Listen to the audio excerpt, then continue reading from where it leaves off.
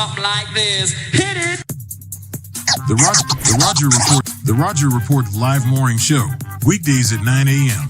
Say y'all, I was on Roger's panel a few times and I couldn't take it. The heat. I got out the kitchen. It was hot. I was sweating. I had to get out. He's Roger, and he's right. Check this out.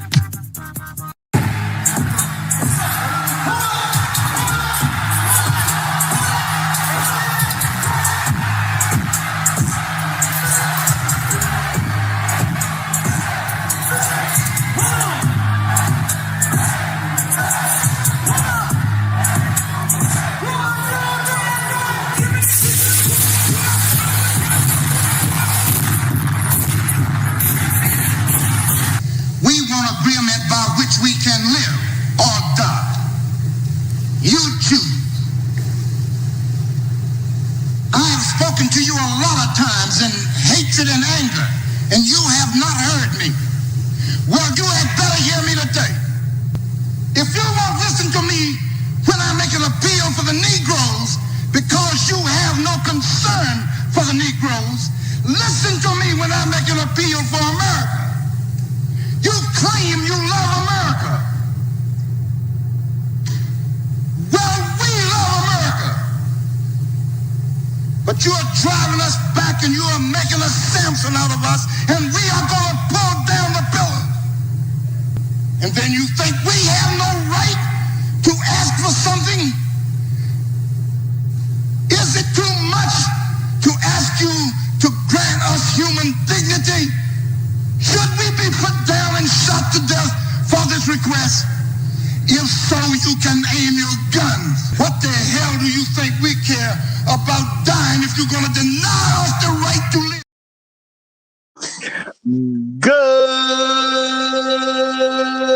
Good morning, folks, and welcome to another edition of the Roger Report Live, the best show on social media.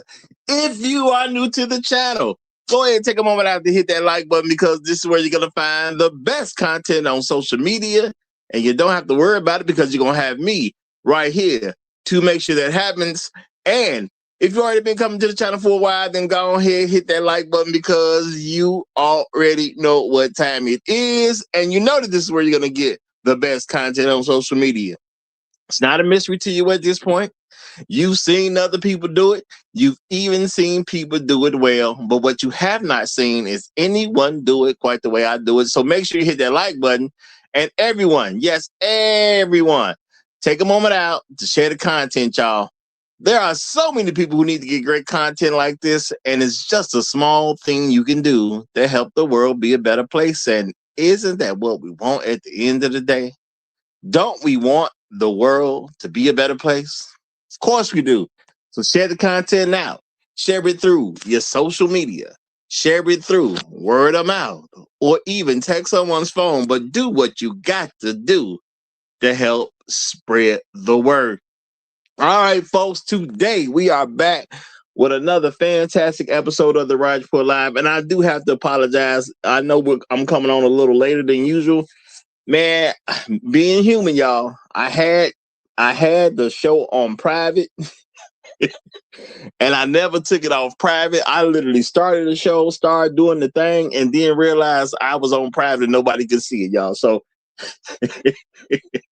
this show was started a little earlier, but I had it on private. So, you know, y'all couldn't see it. So I got started, man, and zero people watching for a moment or two. I done messed something up. So I had to restart at the last second. So my apologies for those who had to wait. But I appreciate folks waiting. And that's real talk. All right, y'all. But today we are going to be doing an episode of If You Build It, They Would Come. All right. If you build it, they will come, featuring Martin Lawrence, y'all. Now, I did put some links in the description, the same links that y'all should have been able to see that y'all couldn't see because everything was set to private. So I do apologize. So if you want to dip out to catch those links, you can. Of course, if you're going to join the panel, you may want to check out those links. Okay. Especially that first, second, and fourth one, especially those. But that third one is something else too now. Y'all, but let's get into it, y'all. First of all, I want to say shout out to all the people who give me views on a regular basis. I do appreciate y'all for showing up the way that you do. Nothing but love for you. Got nothing but love for you. And y'all make the fam. So appreciate you. Shout out to all the people who hit that like button. Y'all know that like button is a critical thing. So thanks for doing that every time you do it. And that's real talk. All right. Also, shout out to everybody who hypes me up every chance you get. I know you can only do it so much. So every time that you get a chance to do it to me and you do it, I definitely appreciate that. Shout out to all the people who leave comments after the stream. I do try to make sure I do engage. You know, sometimes it take a little while, but I try to get everything within a week. And I'm always trying to do that going forward as I can see. You know, well, until things have to change. But I do try to engage. So shout out to each and every one of y'all. And y'all, shout out to the people who show up right away. And you know what? I'm going to give... because I guess you tried it. Because you said you were first, by the way, but you was probably first to tomorrow's show. That's what I'm thinking. But I'm going to give you an honorary. Yo, an honorary for you because I just put this one up. But I got to give also to my main man, Chef Mike's Roundtable. I'm going to get Chef Mike's Roundtable is the Highlander of today's stream. And I appreciate you, brother. I appreciate you. And I got to give Hot Sauce an honorary Highlander of today's stream, which maybe was the first one for tomorrow's show. I don't know, because that one's up already. All right, so, but appreciate you both. For being here. That's real talk. Appreciate you both for being here. And that's real. Also, shout out to my main man, Trey Bentley, representing as he always does. Hashtag long live the habitual line steppers. Hashtag Negroes in the wilderness. Hashtag dignity over vagina. Hashtag Al Gore's baby. Hashtag Hey Hydra. Shout out to you, my brother. Shout out to you. Appreciate you big time. We also got Inspired Truth in the building. Great to see you. Afro Merchant is here. What's good? Jerome Payne is in the house. Great to have you, brother. Great to have you. Floyd Thompson is here at the cool table. Yay. Dolomite is checking in.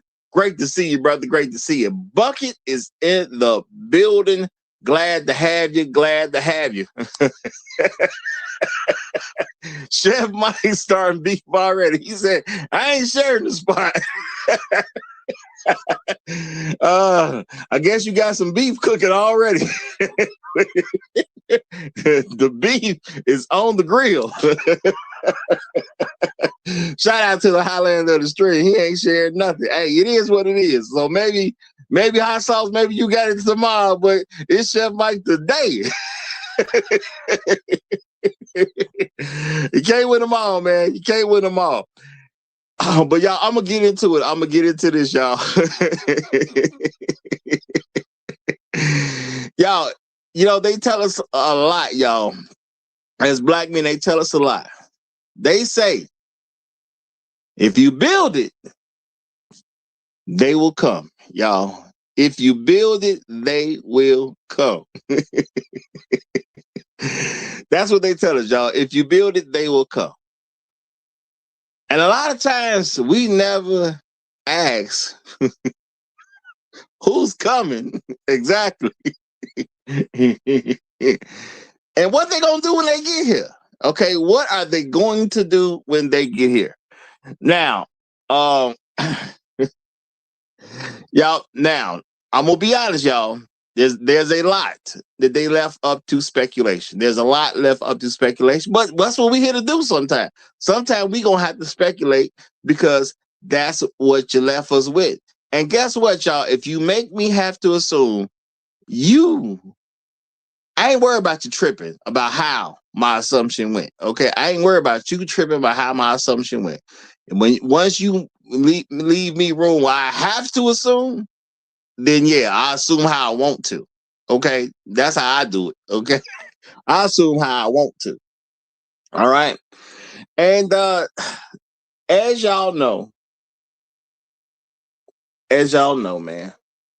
You know what? I actually think I left a clip out. Now that I think about it, I actually left one out, y'all. I'll try to add it after the stream, y'all. I'll try to add it after the stream. But there is a clip out there where Tisha Campbell was getting interviewed, y'all. She was getting interviewed. You know, she had some quote unquote good energy, as some people would call it nowadays. They'll say she had some good energy. Okay. Now, she was getting interviewed by Tigger. You know, shout out to Big Tigger. I remember him from what was it, The Basement? You know, he used to host The Basement. Okay. I think that's what it was called back in the day. He was doing an interview with Tisha Campbell, you know, and you know, as the interview go, they talking, but you know, he asks a question that you know, people want to know the answer to. Okay, people would want to know the answer to it. So he asked her a question, y'all. And then and when he started asking a question about what was going on with Martin, the show, not the man, but the show, but also inclusive of the man, because she had some form of, you know, lawsuit going on against him. There was some things there. Okay. Now, this is the thing, y'all. It was some form of harassment. Because shout out to bruh man from the fifth floor.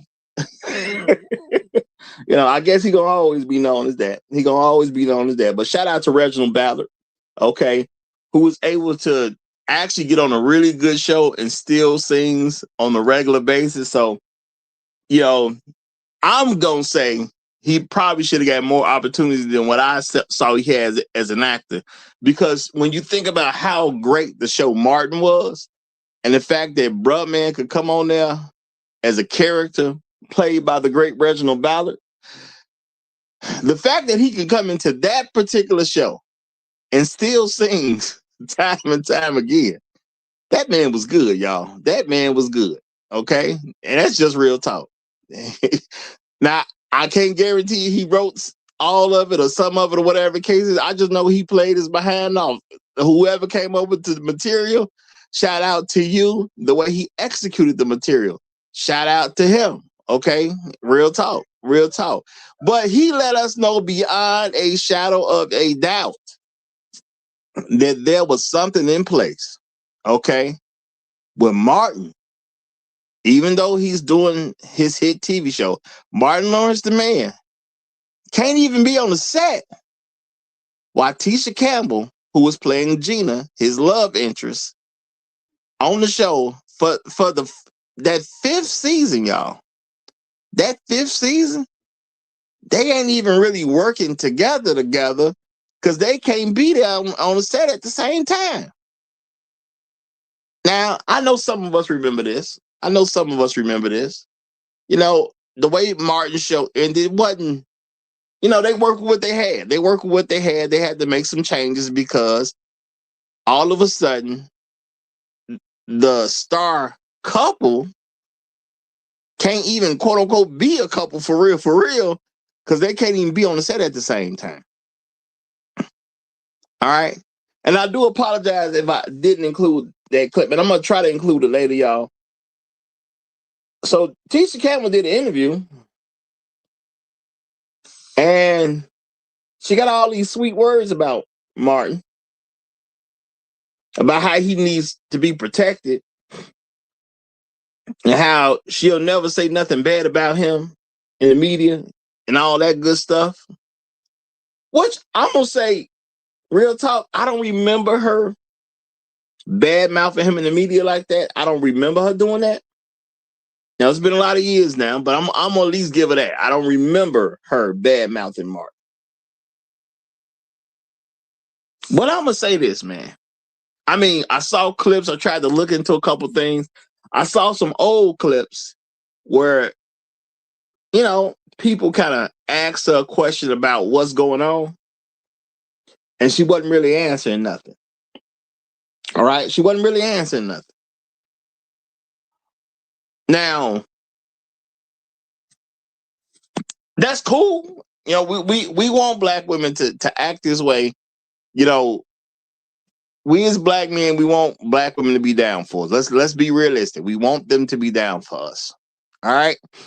And one way of showing you down for somebody when you are a star, okay, and the media comes at you and they ask you questions to try to embarrass you or your cohorts, your friends, your coworkers, however you see them, you know, you make certain moves to not hurt your people. It's nice to know a black woman would do that. It is really, really nice to know that there's a black woman who gonna go out of her way to not dog a coworker. Okay, maybe even a boss when you think about it. Because now that my memories, you know, now that I'm thinking about it, I'm pretty sure Martin was one of the executive producers on the show. I can't say for sure. I'll have to look, but I believe he, maybe if it wasn't from the beginning, he may have at least become an executive producer. I don't really remember. Okay. But it's nice to know that you know, a sister got your back. It's nice to know that a sister got your back. And I deliberately used one clip in there, y'all, that was from a long time ago. I think 11 years ago, or it might have been 7 years ago. But it's way before a clip came out of Tisha Campbell being interviewed with Tigger, saying Martin needs to be protected. Now, celebrities have issues at times. All right. I found some interesting stuff. Not that it was a hidden thing. You know, I was reminded that Martin had some type of issue with you know, Carl Payne, the gentleman that played Cole. And I get to thinking, like, where these issues come from? Where do we think these issues come from? Because when you think about it, the average black man, he's gonna have a problem if he's presenting information that a black woman is having some issues with a black man, especially in any kind of abusive sexual context. Now, I can't tell y'all 100% for sure that that's where their beef came from. And they did get their beef resolved. At some particular point, whatever beef they had, to my understanding, has been resolved, which is great. And even the beef with Tisha and Martin himself, whatever beef that was, it was great. And I've never heard Martin Lawrence say anything bad about Tisha Campbell. Okay? I want to make that clear. I ain't never heard Martin Lawrence say anything bad about Tisha Campbell. I seen that man blow off stuff. Anything that was going to lead to saying something bad about her or getting into about some details, didn't happen.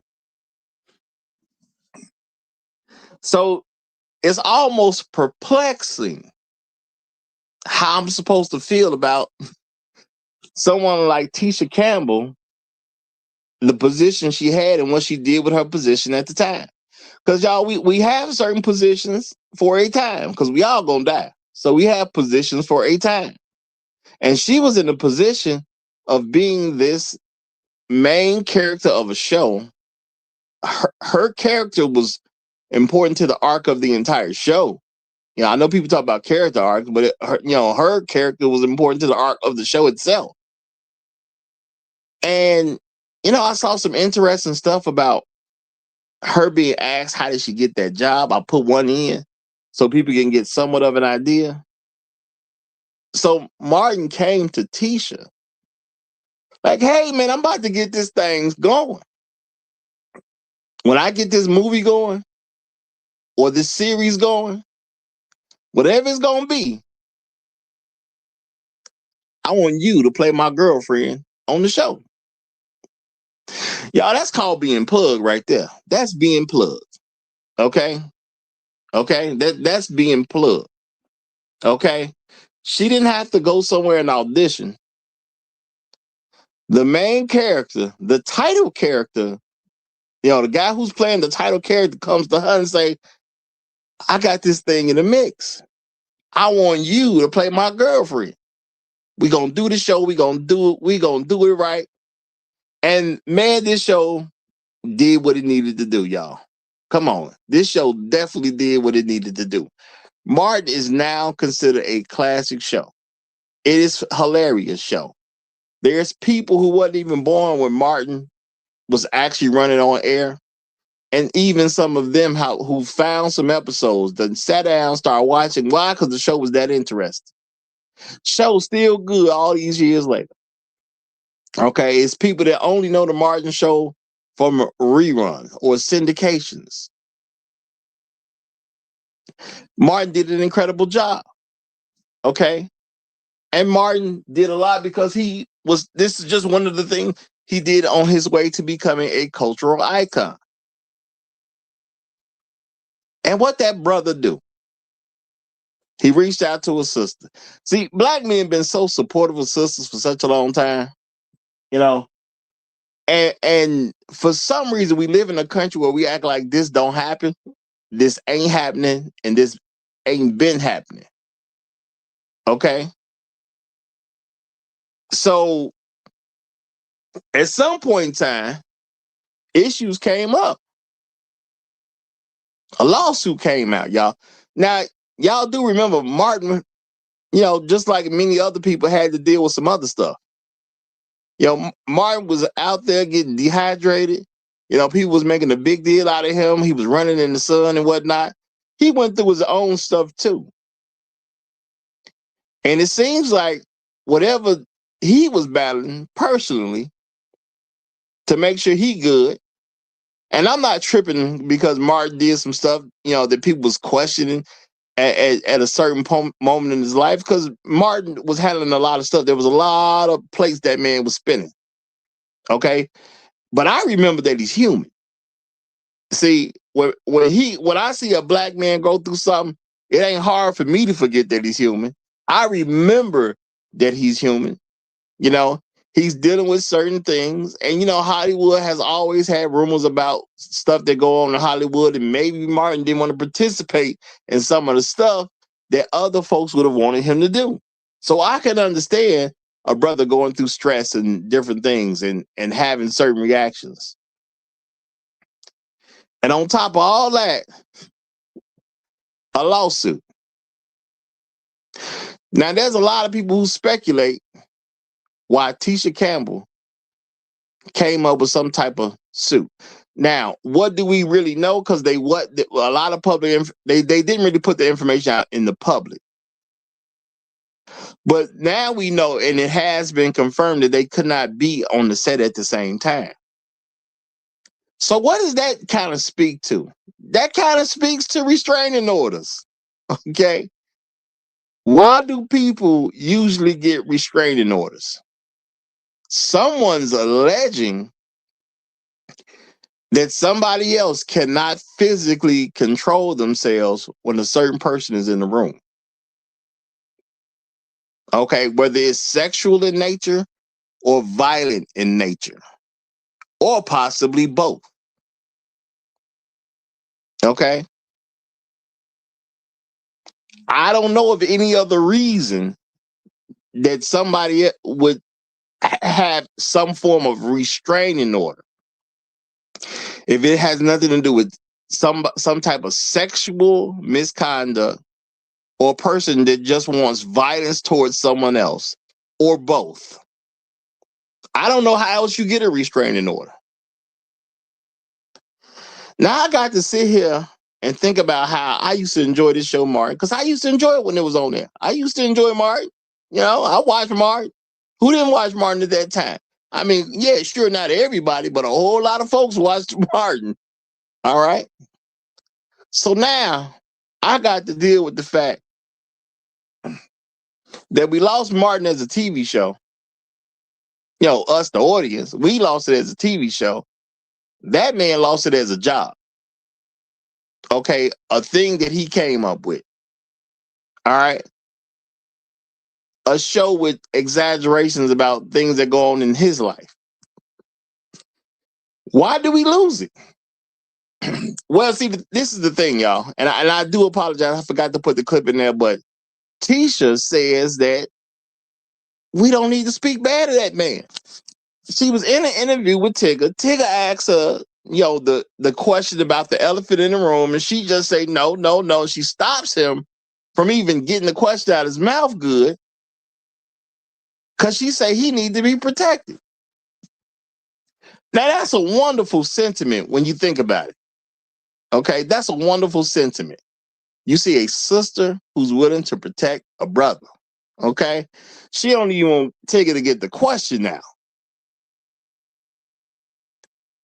Then I gotta go back and think, well, if she think he need to be protected, who he need to be protected from? Who did Martin need to be protected from? Now, let's keep it real. There's always entities out there trying to destroy a black man. That's just what it is. All right? That's just what it is. There's always entities out there trying to destroy a black man. But there should be some things that happen that those entities don't include certain folk. Now, I get it, y'all. This was a TV girlfriend. It wasn't his real life girlfriend. I get that. And people will say, well, I've heard, a lot of sisters say black men shouldn't be protected. They don't want us to be protected at all. And to say that they need to be protected can actually, black woman to black woman, that could be a lot of beef created right there. Just black woman to black woman, they get into it with each other when you talk about protecting the black man.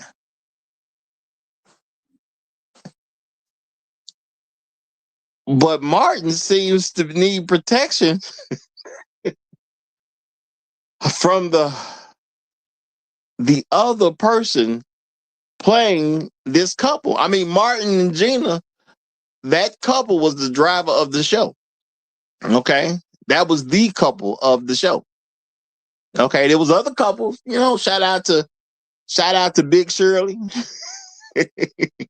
And shout out to Cole. I mean, their relationship was there. It was there. They played around with that in a lot of different ways. Shout out to Tommy and Pam, who ended up together.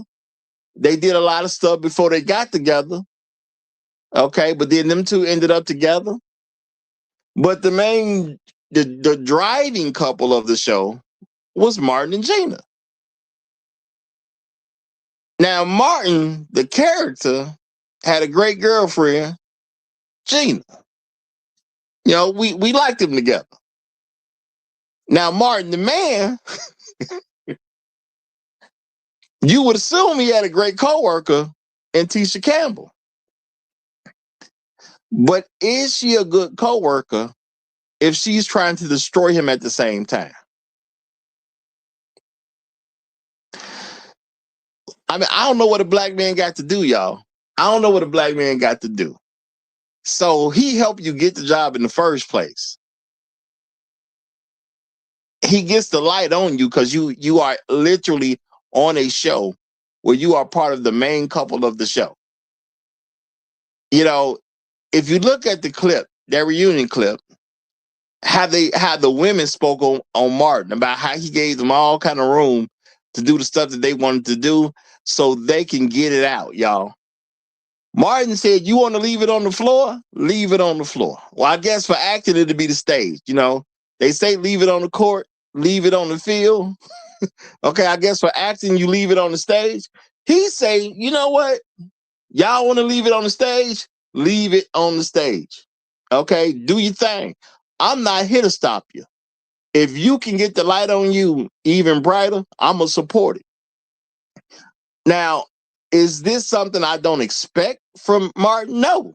I was just saying, I think it was just yesterday, I was just saying how black men have always tried to help black women when it comes to comedy. They've always been supportive of them in comedy. Black men are extremely supportive of black women. We've always been, okay? I can't tell you what's happening around the rest of the world, even though I suspect it's a lot like that around the rest of the world. But black men in America, we ain't never, ever, ever not had the black woman's back. That you could not research any time in America where black men have not had the black women's back. And you can go into slavery and we still had their back. But we've been free. We've been free for a little while. Now, a lot of times people say the problem with brothers is y'all ain't built nothing. Now, this is a lie on top of lie on top of lie because we done built all kind of stuff. People do like to destroy what we build, though. Let's be real about that. People do like to destroy what we build. And we've built physical homes. We've built physical buildings. We've built companies. Okay. And there's things that we build that, not necessarily a tangible thing because Martin built a show. Martin built a very good show. Martin built a show that was doing extremely well. He also kind of he helped Fox build their network. He kind of alluded to that in the clip. Now that show may have been able to run on for 8, 9, 10 years. It could have been a very iconic show. But the thing is, a sister was involved. Now, I can't tell you why Tisha Campbell filed what she filed. I can't tell you why. Tisha would have to tell us that. A lot of rumors, a lot of speculation on why. But Tisha would have to tell us.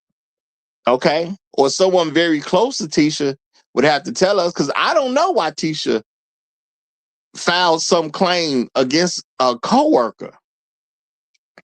Now, I'm going to say this, y'all.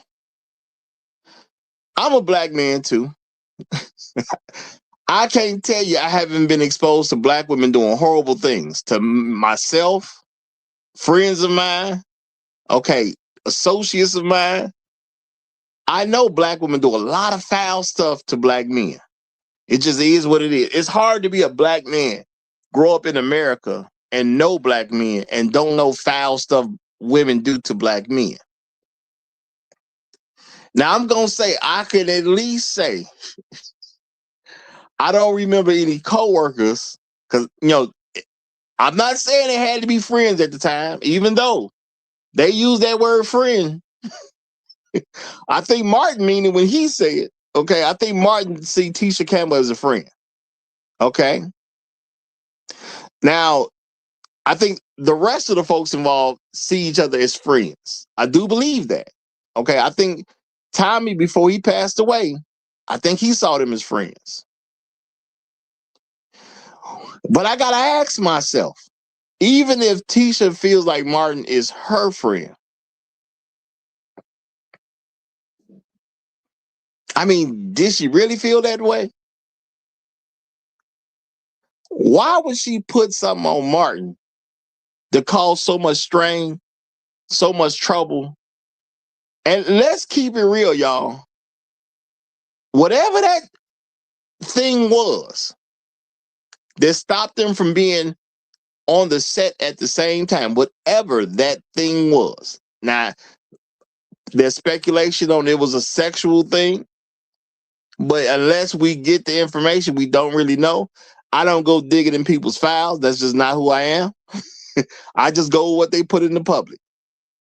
Okay?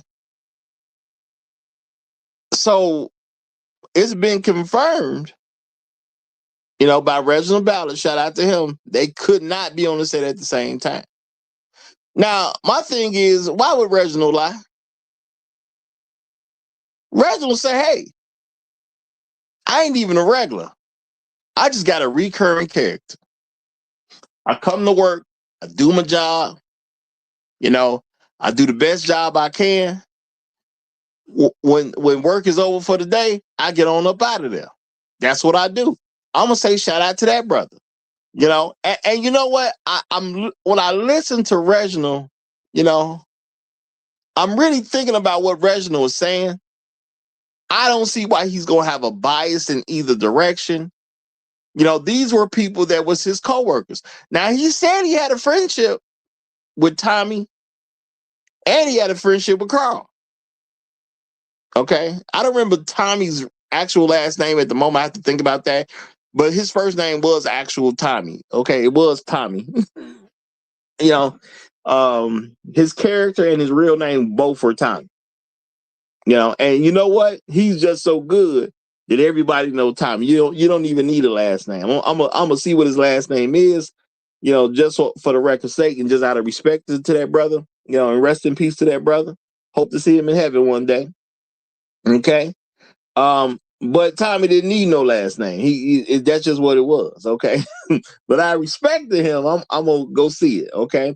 But Reginald said he was friends with Tommy and Carl. He said he didn't have that kind of relationship with Martin, which is understandable when you think about the fact that he was a recurring character. He came there for a recurring character, and he did a great job. He stole the scene every time he was on the scene. I'm gonna give him that credit. I don't remember when Bruh Man didn't steal the scene. Okay, maybe y'all saw an episode I didn't, but I don't remember Bruh Man not stealing the scene. Okay, I don't remember that. Okay, and I'm gonna give him credit because that was a hilarious show for him to come in and steal a scene on a regular basis. That's just plain good work. That's simple at the end of the day. That's just plain good work. So shout out to Reginald about it again for that. Okay, that's just plain good work. Okay. Now, he said he went to he got invited to some. Snoop invited him to a party. Him and his wife went. Boom, he could say sees Martin. He talked with Martin. Everything's cool. Everything's fine. You know? So I don't even see him saying something from a biased standpoint. He just saying what he know. And the man did what I think is a smart thing to do. A lot of times you don't want to know too much. So he wasn't prying into stuff that was going on when he wasn't there. Okay? He wasn't prying into stuff when he wasn't there. I can respect that all day long. So in his mind, everything's good to go. All right? So now, Bruh Man did go through, like I said, he wasn't getting cast the way I believe he should have been casted in Hollywood. So for other people, it's just a TV show that went off air. Now, if you're an actor on the show, this is your job. If you're a cameraman, this is your job. If you're in wardrobe, this is your job. Okay? Shout out to Superstar Jay Quick. Thank you for that, my brother. Shout out to Thomas Michael Ford. That was his name, y'all. Thomas Michael Ford. Appreciate that, Superstar Jay Quick. Appreciate that very much. Okay, because I don't want to even come off as I'm trying to disrespect that brother at all. He was just that good that we all knew him as Tommy. Okay, but shout out to you, Superstar Jay Quick, for that. And shout out to Thomas Michael Ford. Rest in peace, my brother. So this is the thing, y'all. When you the guy that working on lights, this is your job. Now, sometimes you can go from one show to another and it's an easy transition. But a show coming to an end impacts a lot of people. It impacts a lot of people. Now, I don't know why Martin ends outside of a lawsuit. I'm just going to keep it real. With all the information I got, it just don't seem like Martin comes to an end unless this lawsuit happens. This could have possibly ran for 8, 9, 10 seasons, which is hard to do in television. It's extremely hard to do. But Martin had the numbers. Now, some people may say, well, Martin's number was kind of dropping off toward the end. Well, in the 5th season, he couldn't be in the same room as Tisha Campbell because of this lawsuit. And Tisha is telling us that Martin needs to be protected. Now, I ain't trying to throw it totally under the bus, but I'm going to have to say what needs to be said. Sometimes with friends like these, you don't need enemies. That's all I'm saying. And I do, Tisha believes she is Martin's friend. Okay? But I got to say, sometimes friends like this, I just don't need enemies. But I'm going to slow down right here because Black Uru done came up, so I'm going to go ahead and give him the floor. Black Uru Strikes, you got the mic. Yeah, thanks for having me up, Roger. I don't know. I see what happened there to be a little more complex than what you described. Look, I think to me, if it was just between Tisha and Martin, I'd be more inclined to blame Tisha for what happened. But there were, as we saw in those videos, there were statements made by Tashina, by the brother who played Cole. I forget his name. Carl Where Payne. Carl Payne, thanks. Where Martin was kind of flipping out there a little bit, and there were even public news reports of him, being in Rodeo Drive, there was a lot of wild stuff being reported about him in the 90s, I guess early 2000s. Now, sometimes things get exaggerated, and anytime you have a black male celebrity, maybe it's not an entirely fair depiction of what's going on at the time. But there were a lot of interesting things being reported about Martin then. So now should Tisha have sued him and the show and brought the show to an end? And I don't know if I think Martin was so hot at that time that it's doubtful that show would have really continued much longer than that, especially after Bad Boys, because it was 95, especially after Bad Boys hit, because that was sort of an unexpected hit, to the degree it was. I think it's doubtful that even for just business reasons and for his ascending fame, I think it's doubtful that show would have gone much longer. It wouldn't have been as productive for him personally to have continued the show.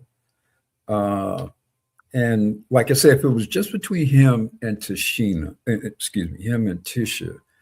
then I might be more inclined to blame Tisha for what happened.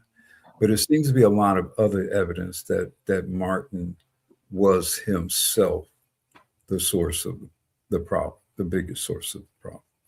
Just from what I've seen reported, and like I said, things even outside of, like there were like reports of him wilding out, like really, so I got to take that in consideration as I make my assessment of what went down there.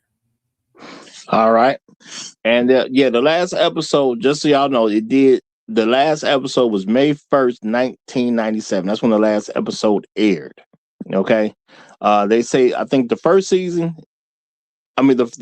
episode aired August 27th of 1992. So they had like a good 5-year run there. But, things happen. I do understand where you are coming from, Black Rule, but I'm going to hold fast because I'm going to let all of them ain't ish get in. Now, I don't know why you have that particular name, but go ahead, my brother. We about to find out, I guess.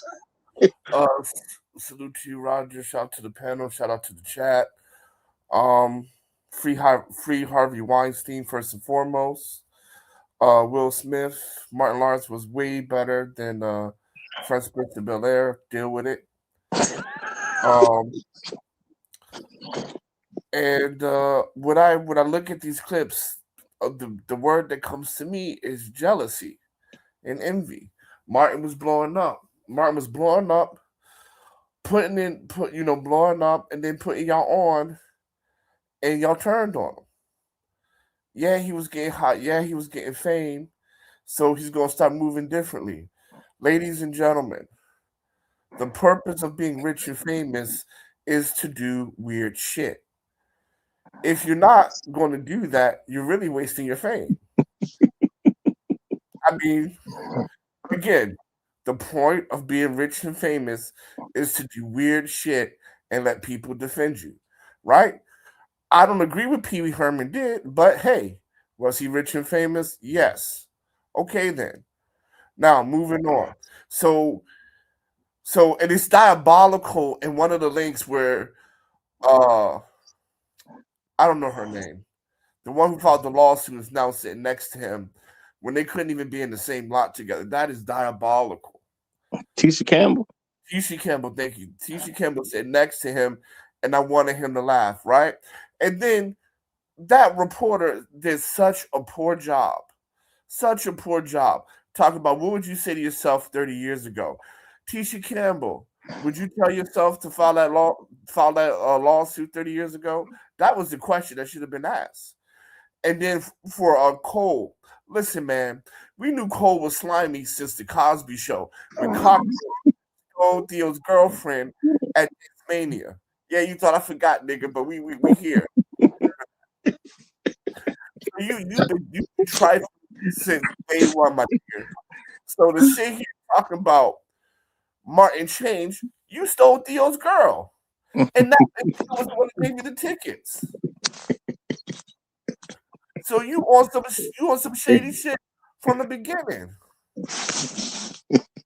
So anyway, that's why all of them, except for Tommy, all of them ate ish. Mike. Now we gonna forget. Best nigga, 1988. Boy, I'm gonna say I don't never know where you going when you get up. All right, but now I'm gonna say this. Yeah, Martin was going through some personal issues. I mean, he's a black man. He was a star. He was blowing up. I'm gonna say, thank God that he had other stuff already popping off that didn't slow him down. Because a lawsuit like that can be very problematic for any brother. And maybe the lawsuit came too late to really slow him down. Because at the end of the day, you know, when you get these things about you on Hollywood or you get these tags, then people just stop hiring you for a lot of stuff. Luckily, he was doing something already that was big enough where people could ignore unfounded. I'll say that an unfounded allegation at that particular point in time, right? Because if she do this lawsuit maybe in the second or third season, this is a whole different ball game. 9 times out of 10. If she did that today, it's a wrap. I don't care what season. If she did it today, it's over. Yeah, and I'm gonna say that other stuff that he was going through, did it really stop him from having a show? So I get what you were saying, Black Ooh, but I'm gonna say, did it really stop him from having a show? The main issue was, for the show was that the two actors can't be in the room at the same time. Well, I again, because I don't know, if he had any beef, I don't know if the other actors, God rest his soul, I don't know what Tommy or Thomas Ford thought of Martin professionally or personally. We see where his other co-stars said that there had been issues. I mean, Carl said he felt disrespected by Martin. Hold on now. I mean, he said he felt. I apologize. He said he felt disrespected by him, and he was like, he threw out, "Hey, I'm from Harlem. I don't take that." I mean, so I'm like, well, how was Martin carrying on over there? Look, I think the source of Martin's strength as a talented person was also might have been, especially when he was may have been a weakness of his. He was so dynamic. He was so energetic. He had all these wondrous characters, right? When you have that level of creative energy and such a great diversity of characterizations, it's probably gonna sometimes manifest in some troublesome ways. There's a reason why many of your greatest artists, your Marvin Gaye's, your Picasso's, your Richard Pryor's, in a lot of troubles, man. When you have a lot of all that energy, all that creative energy, you see all these different kinds of things, and and they're coming out of you, or you want to express them, sometimes that can get away from you, and I think Martin may have had a period where he was so hot, he was so incandescent, and he was still so young that I think it just kind of got away from him a little bit. And I think some people suffered the blowback from it. Now, the sexual harassment stuff, I mean, we know that a lot of that stuff is really complicated. We don't know how much Tisha may have been flirting with him. And, one minute she might have liked him, the next minute she got with Dwayne. And we know that could be a problem. I mean, I think we probably would agree with that. But like I said, to me, it is instructive that some of his other co-stars said that there were some issues in their interactions with him. That is informative to me. Well, I would have to say that I think it's jealousy because, I mean, Cole, what has he done after? Nothing. And what has he done before? Just Cockroach on the Cosby Show. And Tisha Arnold, she does have a good show now, but that's more because of Cedric the Entertainer than her. But and then Tisha Arnold, what is she doing? I haven't seen her in anything, right? No, Tisha Arnold. I mean, she did do Everybody Hates Chris. Campbell. I haven't seen her in anything lately, right? I know Tisha Arnold has a sitcom with Cedric the Entertainer, right? The Neighborhood. So I know she has a successful show there.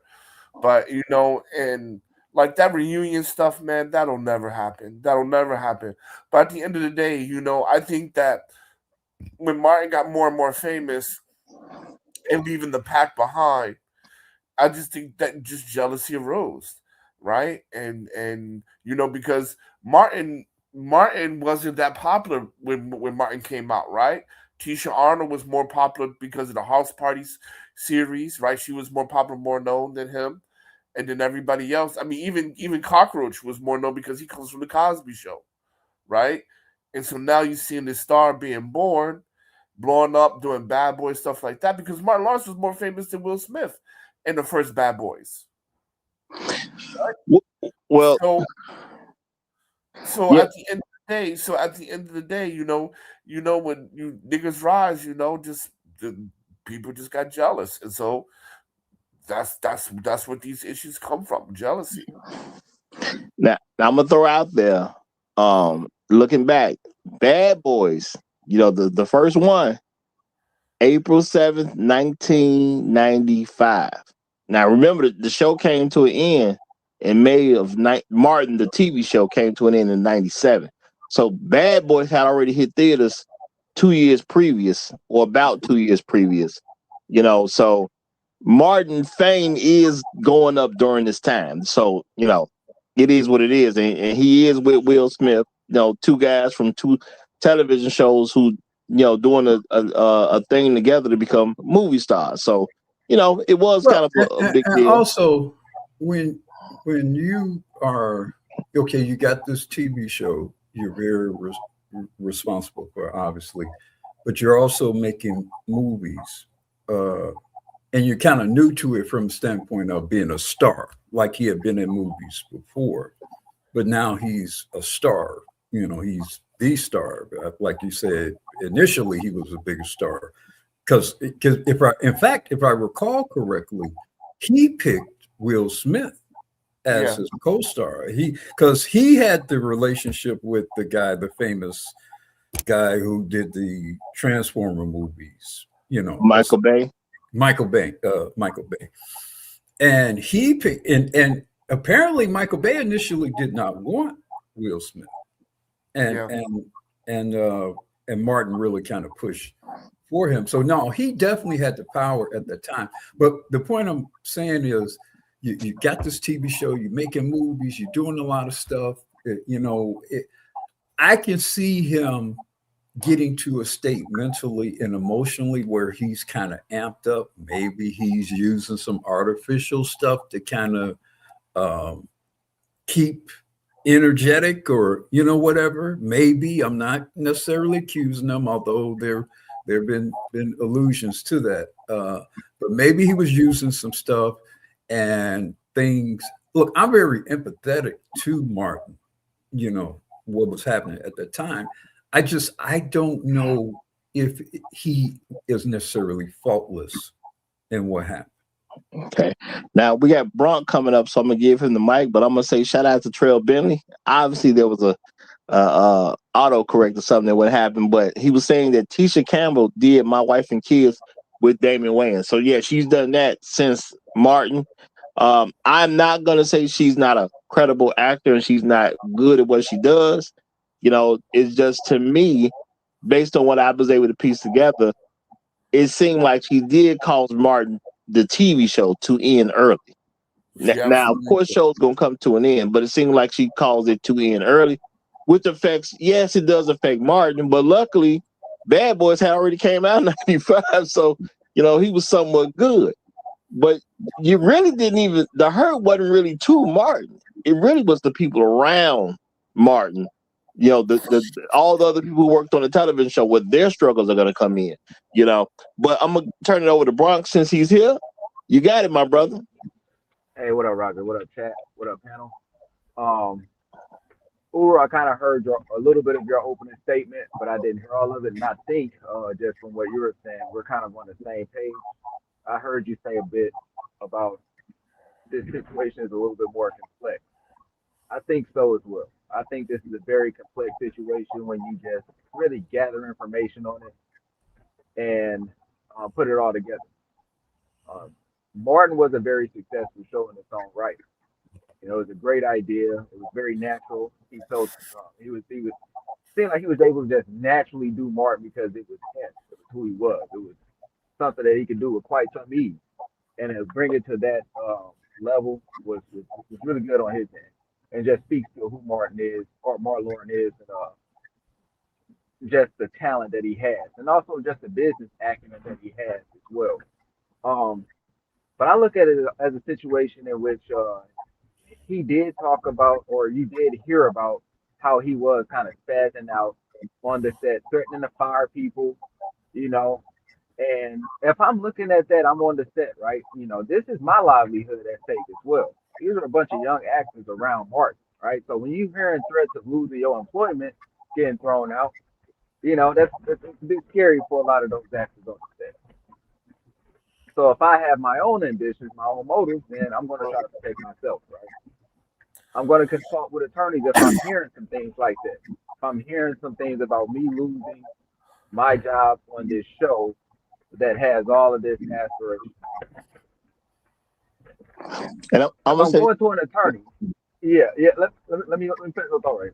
If I'm going to an attorney is going to probably look at things like, is this a right to work state? What's the legality of this person firing my client, right?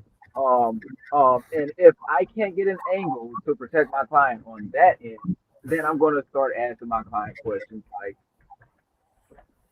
have you been intimately involved with the owner of this company? Right? Yeah. That's leeway. That's leeway. So if Martin is flirting with Tisha Campbell, well, she said that to her attorney. Oh, well, he flirted with me a couple of times. Well, what do you mean a couple of times? Did you ask him to stop? And did it go on? Well, if I'm trying to secure my bag, that's an angle. All right. Now, I'm sure both her and Martin know that the claims are bullshit, but it was enough to get a settlement for her to secure her bag. Now, if it is true that they're on good terms today, what I believe is that they've had some conversations about the bullshit that she did. She was able to take some accountability for it or whatnot. Martin Lawrence still went on to be well off. Right? It didn't really destroy his career. Right? So I might be able to forgive her a bit if she can take some accountability on the bullshit that she's done. Because she destroyed a segment of my legacy, but not all of it.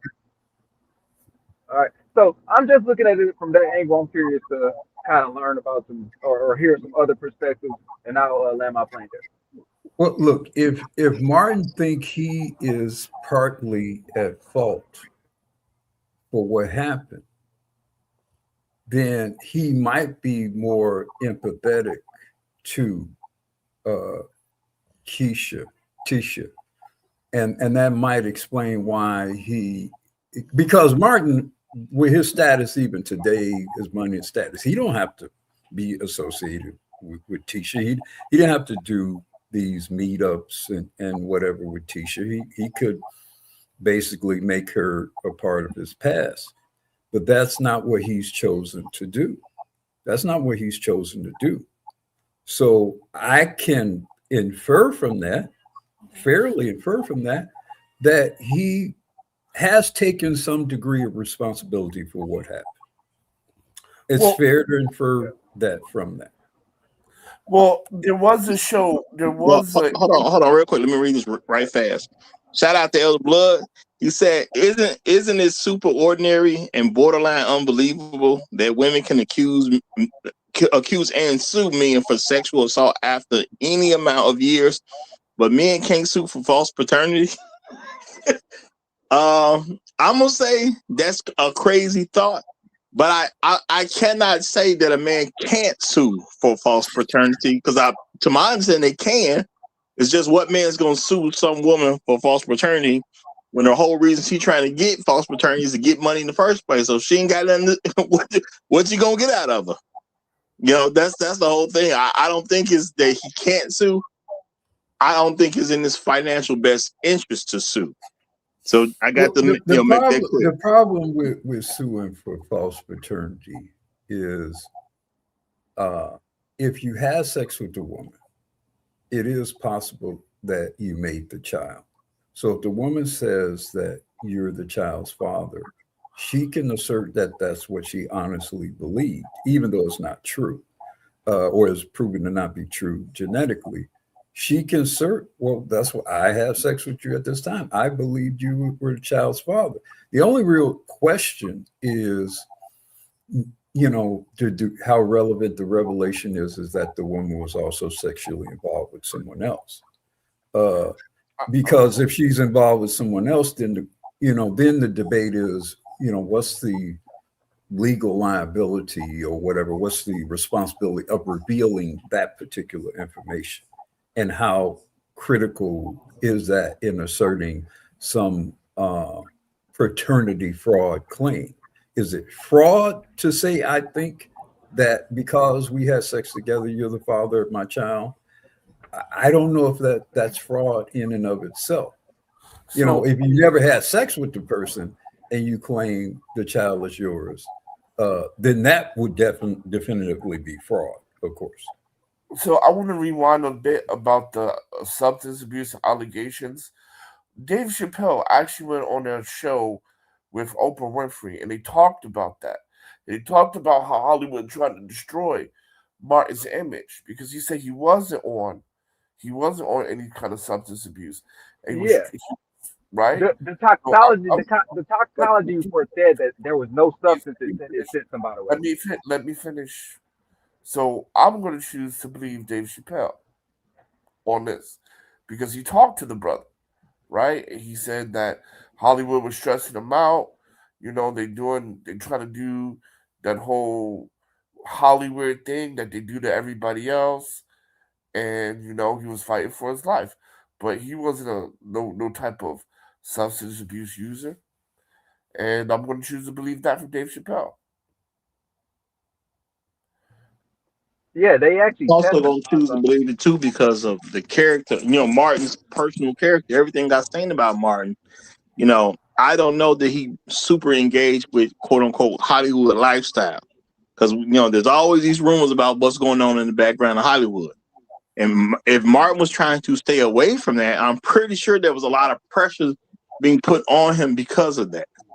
So at the end of the day, I mean, I still don't see any of that even causing the show to collapse. It caused personal issues for him, but personal issues for the show. And then again, and I'm also going to stress that when a brother is being accused of something, especially of a sexual nature, with a black woman, brothers take that very serious, and a lot of beefs can happen because of what some sister said. You know, which could lead into what was going on with Carl Payne and Martin. I don't know that was the case. I don't know. You know what I'm saying? Because we don't have the information to say either way. But I'm just saying that him having a problem with another brother while some woman's claiming he's doing something he shouldn't be doing does make sense to me. Well, Yeah, so they Tisha has an interesting. I remember Tisha, and one of the things that somewhat give me pause about Tisha, because, like I say, these relationships, the history of these people are long and complex. I remember Tisha suing Spike Lee, and it was connected to School Days, and it wasn't about anything sexual sexual related. It involved, because she had done some singing and performing, if you guys recall the movie, School Days. She had done some singing and performing, or she kind of was a lead singer in this sorority. They did this performance. I think the song was "I Don't Want to Be Alone Tonight" or something.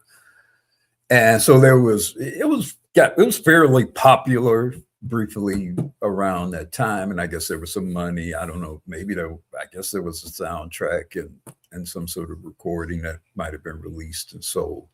And she sued Spike, for that. So I kind of like, yeah, okay, Tisha definitely has a history and a propensity to sue. And like I say, if it had just been if we hadn't heard anybody else say anything and anything else, we had never seen any other weird reports about Martin. And if it had just been between Tisha and Martin, I am 100% with Martin. But Martin had some stuff going on that I didn't see Dave Chappelle do. I didn't see Will Smith do. So I have to consider the complexities of that. Just to confirm though, there was that situation where apparently he went out to wash his car, or had his gun in his pocket, ended up brandishing the gun somewhere and yelling like "fight the power" or whatnot. When they took him in for that, they actually ran some tests on him and they didn't find any drugs in the toxicology report. There's nothing. No, wait a minute. Now, hold on. I'm not asserting. Well, for correction's sake, but for correction, I don't remember nothing about him brandishing the gun. He just happened to have a gun. Brandishing the gun is a very different kind of statement than just having a gun. Well, look, I'm not recalling any. Hey, man, you Martin, you're not a regular dude. Like I said, we didn't hear about Will Smith being in a car wash with a gun. We didn't hear about, you know what I'm saying? I mean, come on. No, look. There's certain things that once you get to a certain position, you can't do. This is where what is it? What is it?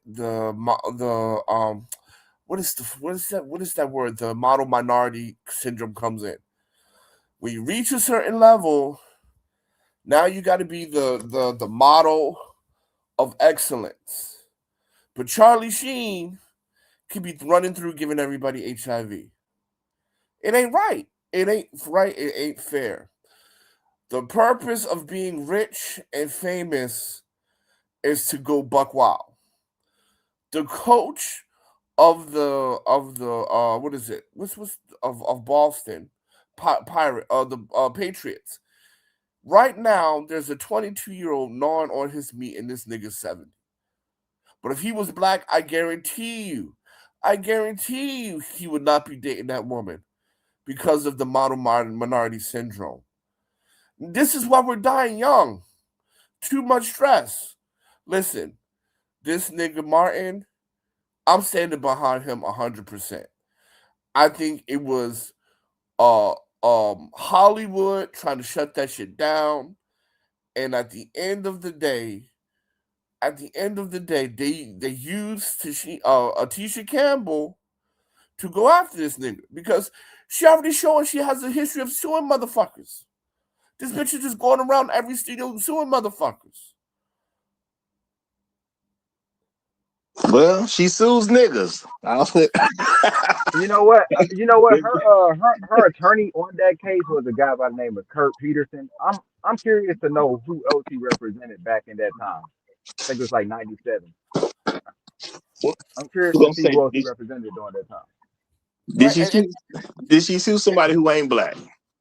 and then at the end of the day, we saw. I think it was like link number 4. She's sitting there with her legs open, spreading her eagle, sitting right next to Martin. Now, if somebody done something to me, I'm not going to be sitting next to them. Yeah, that it likely didn't happen the way that she described that it happened. I think they had a flirtation. Yep.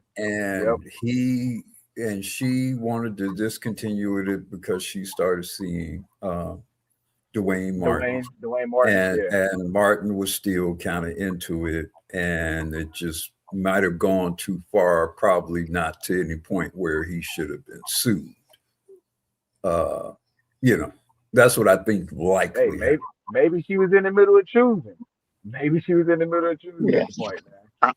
Well, see, at the time, Martin was already married too. See, and that's the thing. Oh, gotcha. Too. Okay. He was already married. Well, I'm gonna say, do I believe Martin is going around sexually predating on people he worked with? No. Nobody else has even said this about him. No, I don't believe that. Yeah. So I'm gonna say I just don't believe it happened.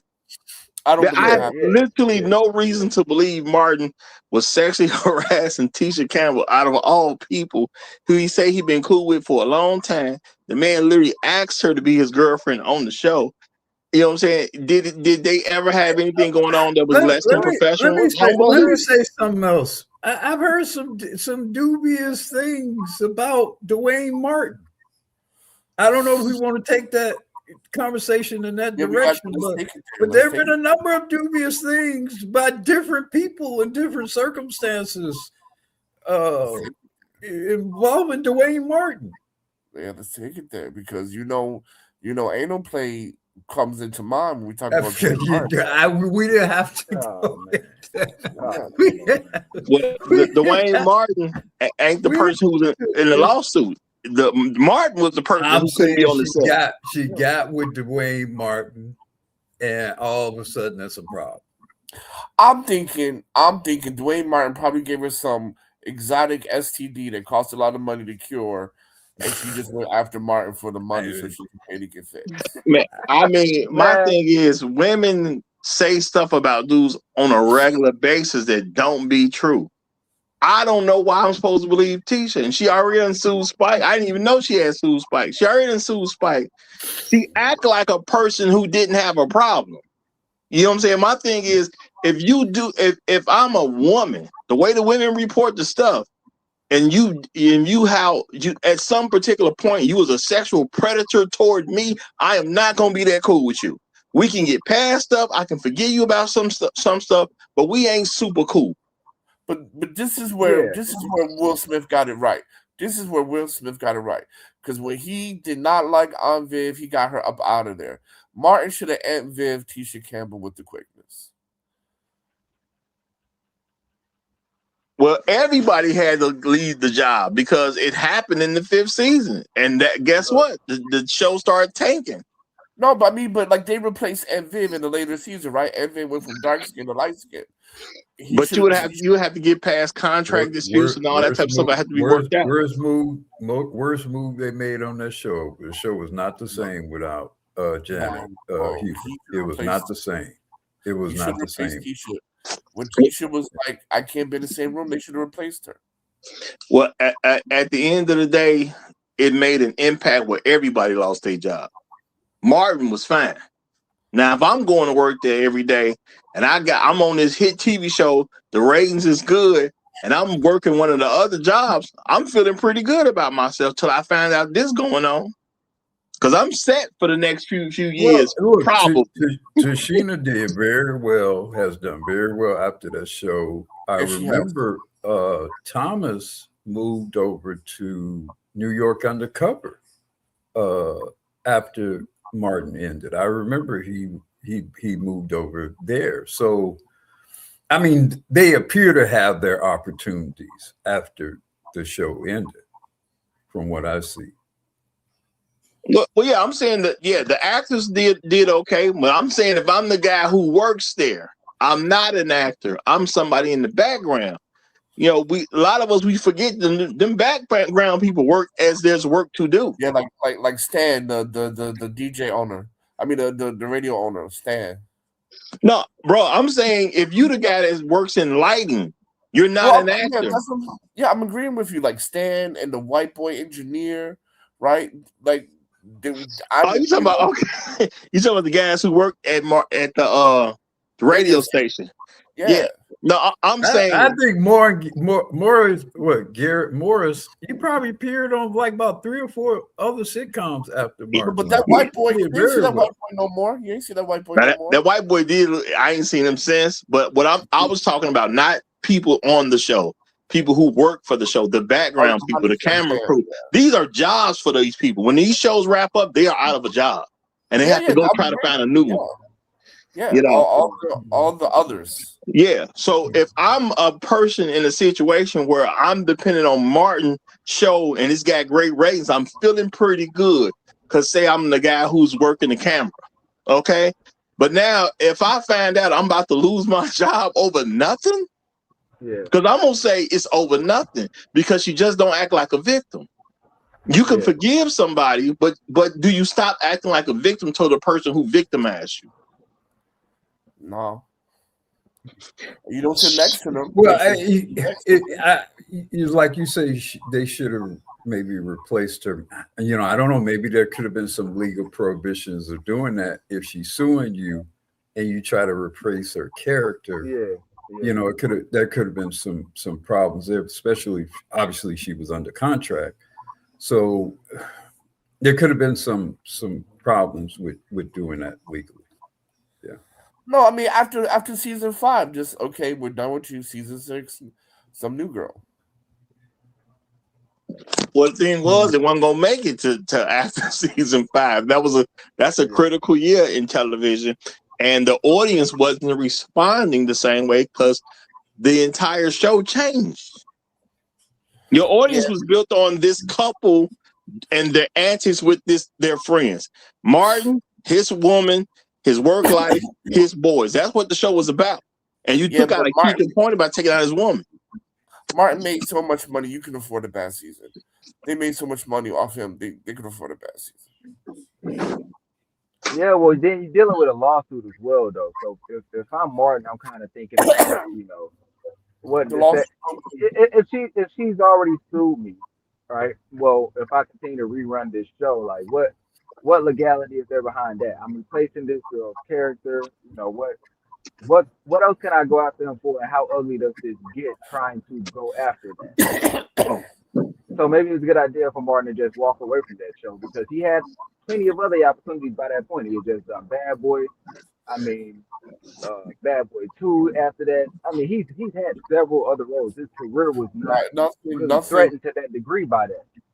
With the exception of Bad Boy 2, and Bad Boy 1 and Bad Boy 2, there was a big gap between that as well. He ain't really do nothing. No, but what I'm saying is this. There was no reputational risk. He did. Hold on, wait a minute now. He did Blue Streak. That was actually a good movie. Yeah, Blue Streak was Dave Chappelle in it. He did the movie with the sister. A Thin Line Between Love and Hate. Yeah. He in the 90s, coming in 2000, Martin was doing pretty well in he didn't do anything well as Martin, with the exception of Bad Boys 2. I'm sorry, gentlemen. I mean, that's your opinion. My opinion. Welcome to it. But I think if you actually when you look at the box office, I think if you look at his movies, let's just go off a number. I think he had a credible movie career in the 90s coming into the 2000s. And it was really only when these strange reports start to come out about his behavior where that started to tail off. That's when his movie career started to flag a little bit. Martin Lawrence is worth over 100 million, man. You know that he has to be doing something right to get there. Well, that's what I say. He was doing so much right before this came out that it didn't completely destroy him. Had this been done a little bit earlier, no. Martin is one of the most he had a whole career talented people to appear on comedian to appear on television. Period. I mean, he's like Carol Burnett, whatever, Bill Cosby level. He is he was going to continue. He was definitely going to continue. People were going to find a way for him to continue. We're still talking about him now because of how great he is, even in spite of his problems. Yeah. And what I'm saying is, look, I want to think good of Tisha Campbell. I don't have nothing personally against Tisha Campbell. I'm just looking at facts on the table. And the facts on the table is that, if nothing really came out of this and if you didn't force the issue of this, I just don't believe you, number one. I don't have no reason to believe if this was sexual, I don't have a reason to believe that. And if it was like physical violence, I definitely don't have a reason to believe that. But to present something to the point where there's a restraining order involved, you're making a big statement at that particular point in time. So you basically just kind of killed the show for what? Well, I mean, at the end of the day, well, you got a super sticker. I would like to answer that question after you read it. All right. Shout out to Snatch Adams. Appreciate you, brother. Appreciate you. He said the real question is, if you do replace Tisha, do you get another red bone or a mahogany? if I'm going to replace Tisha, I'm probably going to go white. That's what I'm going to do. I'm going to mix it up a little bit. I'm going to go on the wild side. I'm either going to go white or Latina. Right? Hey, well, Martin wasn't Martin. Yeah, I'm going Latina because like what Spike Lee did in Do the Right Thing, he was getting down with Rosie Perez. So I'm going to do a Rosie Perez. You about to put a white girl on Martin. No, Latin. To replace. Yeah, no, that don't work. That don't work. Hey, I mean, in the '90s was the '90s was definitely the red bone era. So yeah, you definitely would have worked for Spike Lee. Rosie Perez worked for Spike Lee. All right. Well, you would have had to replace her with another red bone. With another red bone, not no white one, bro. You clown. I'm gonna say shout out to Elwood Johnson, y'all. I didn't even see it earlier. He's a sponsor of today's stream. I don't know if I didn't say it or I didn't light it up or whatever because I had to do this show twice because, like I said, I started at first. I had the show in private and I totally forgot to take it off private, and then I started the show on private. But nobody came to watch me. Nobody came. But shout out to Elwood Johnson because he is a sponsor of the stream. I apologize if I didn't say it earlier, but I just want to make sure that is known because everybody's money on the wood is good at the Roger Report Live. So shout out to you, brother. Appreciate you. And I'm gonna say replacing her, I think that's somewhat of a difficult task because of the time. And I think if we don't have to concern ourselves with replacing her, the show is still on air. Now, I'm going to say I do understand Martin being who Martin was. Yeah, he could have pulled the plug at a later time because he didn't technically need the show as much as other people did. But they probably would have got a couple more seasons out of that joint if it weren't for her doing what she did that stops them from being on the show together.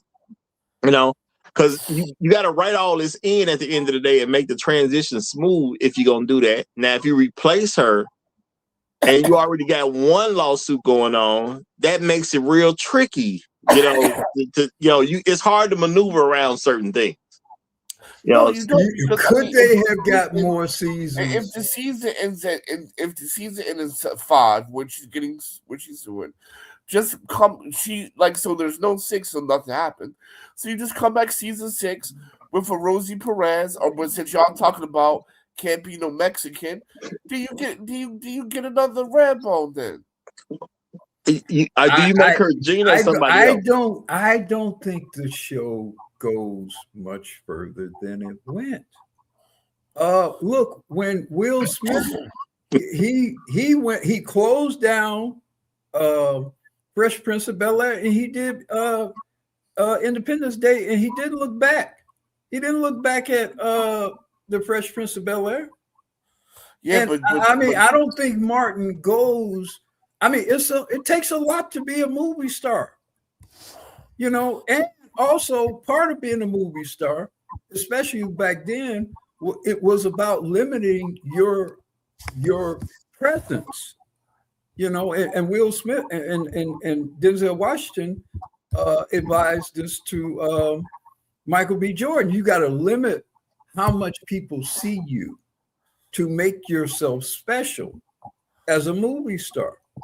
And I think Martin would have rightly deduced, I got to get off of TV if I'm going to make this movie thing work. So I don't think that show goes much longer than it goes after Bad Boys. So what year did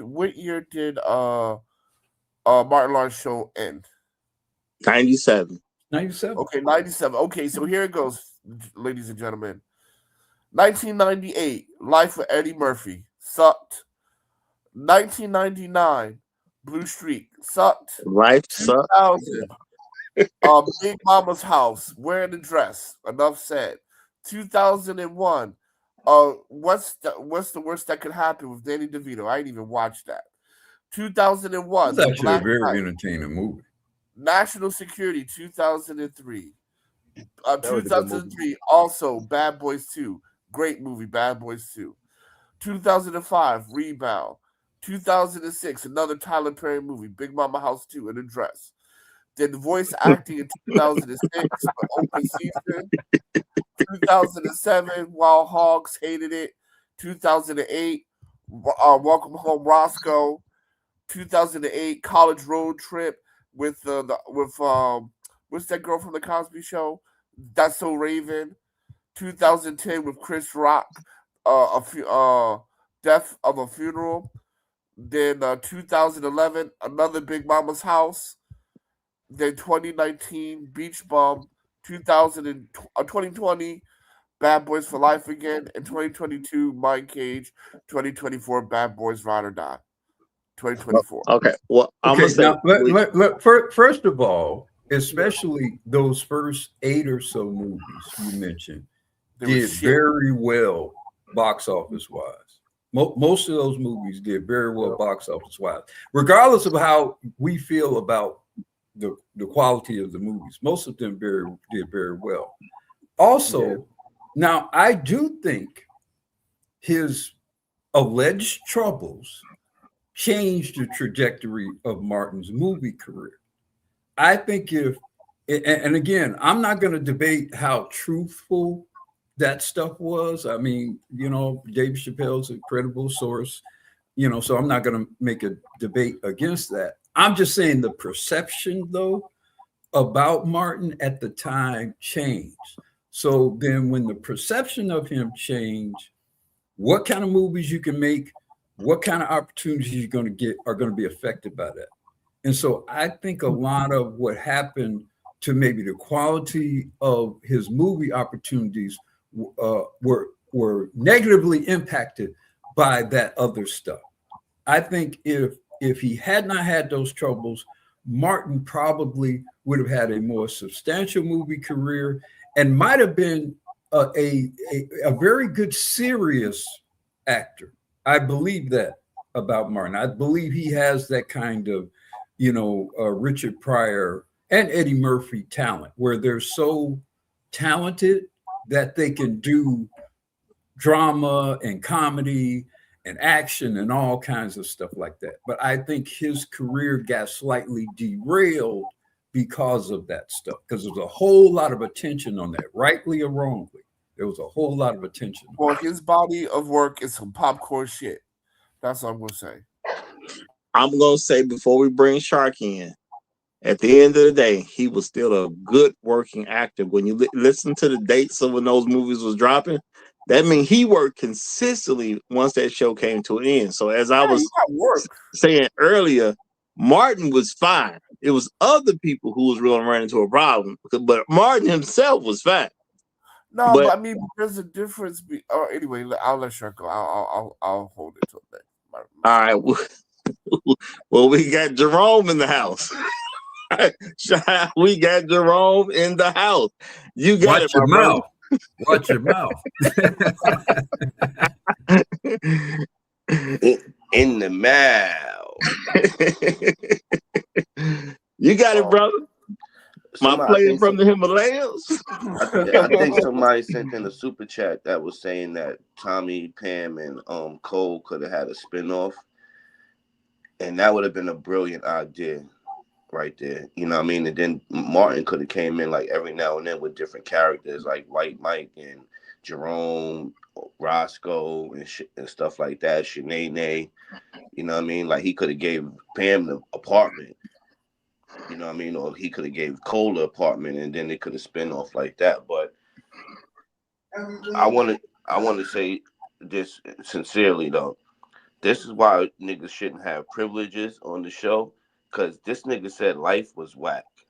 It was. You gotta take Roger. We're gonna have to at the round Come table. We're on, gonna have to man. You get said Chef life Mike was in whack. the round table, Yes. and you know what I mean, in the pit crew, and we're gonna have to do some evaluating because that nigga violated right there. That We're was gonna crazy. have to rethink the Ivy League Yeah, privilege. that was. At least we might have to strip him for a month or two. So Yeah, something got to give. That nigga got to get the.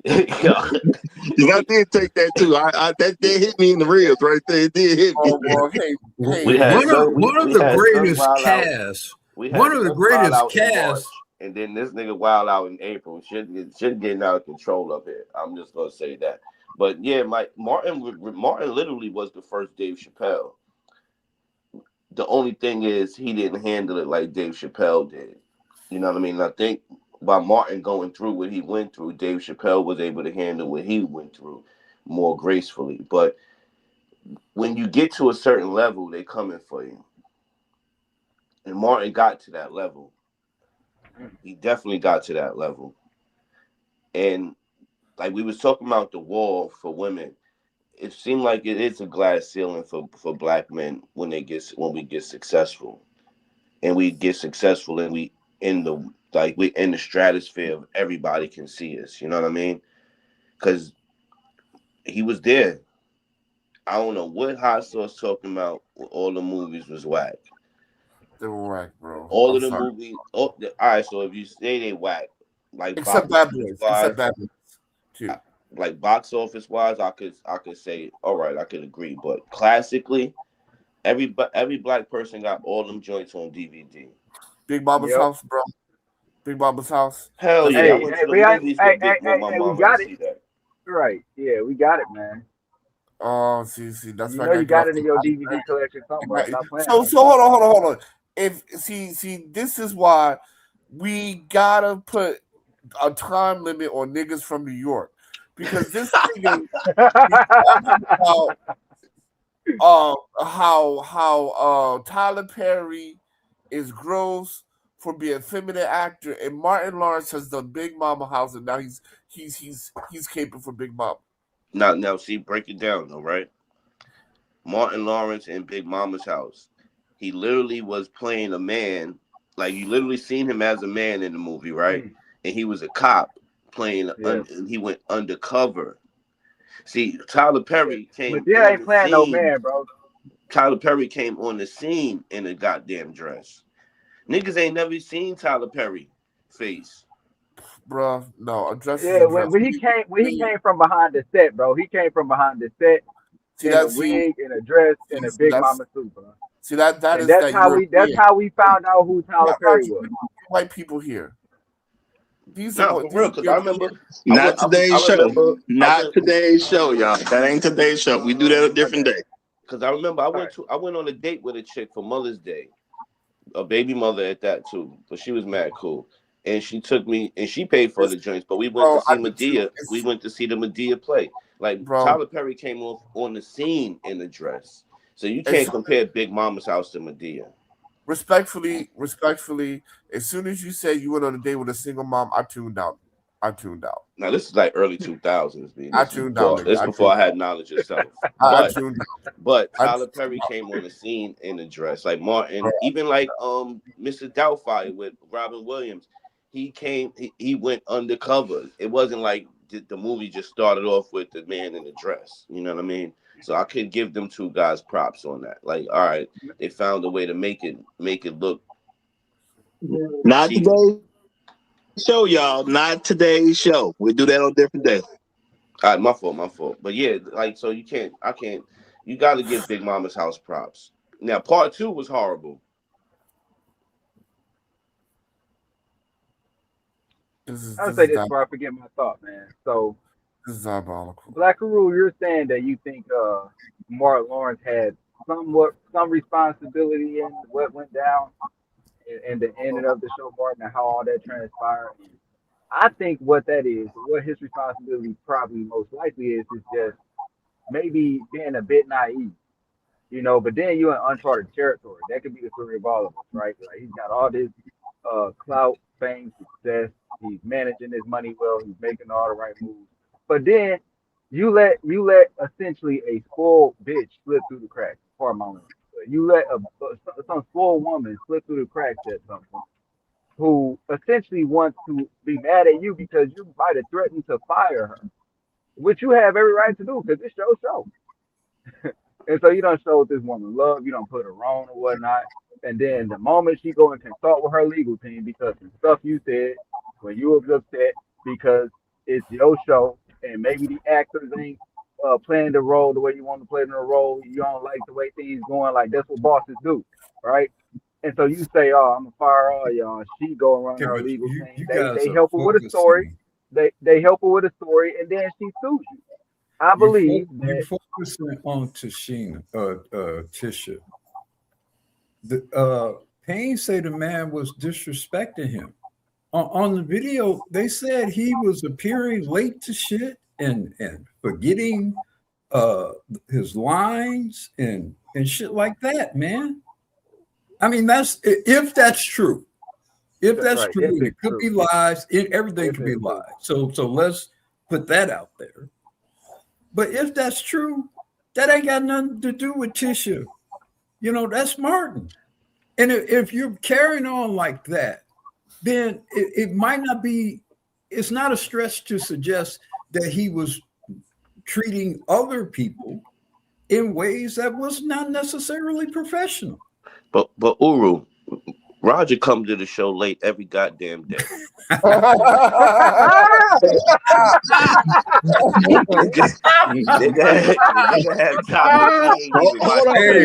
gotta let Oh man! Hold on. We ain't burning it down and trying to sue Roger.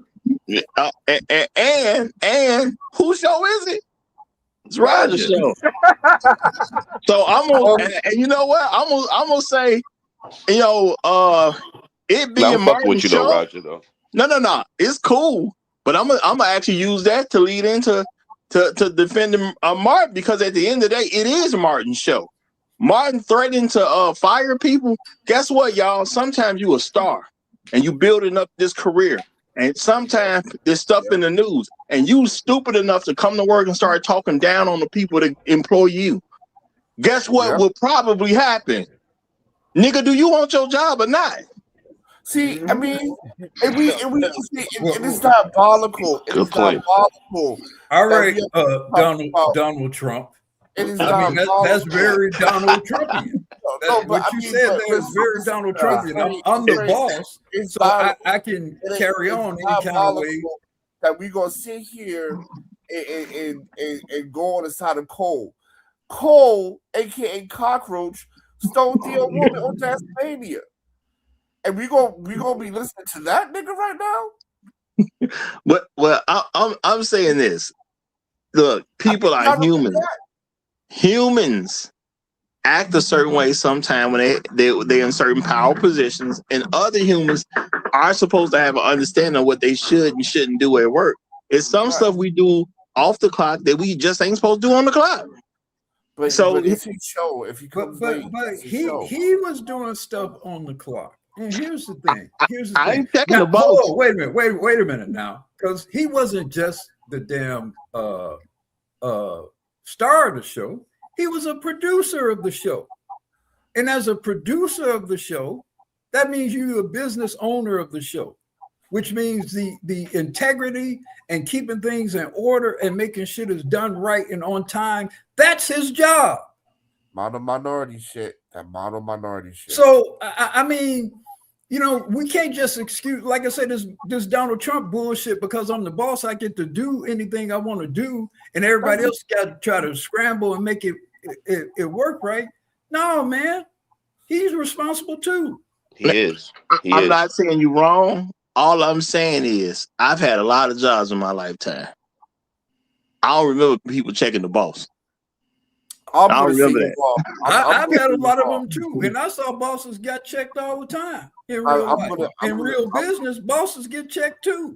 Yeah, Roger, we do remember you getting your suit second. I'm gonna say you're wrong, because I've never seen rich white famous people getting checked by employees. That is the purpose. So if I come the fucking late, I come in late.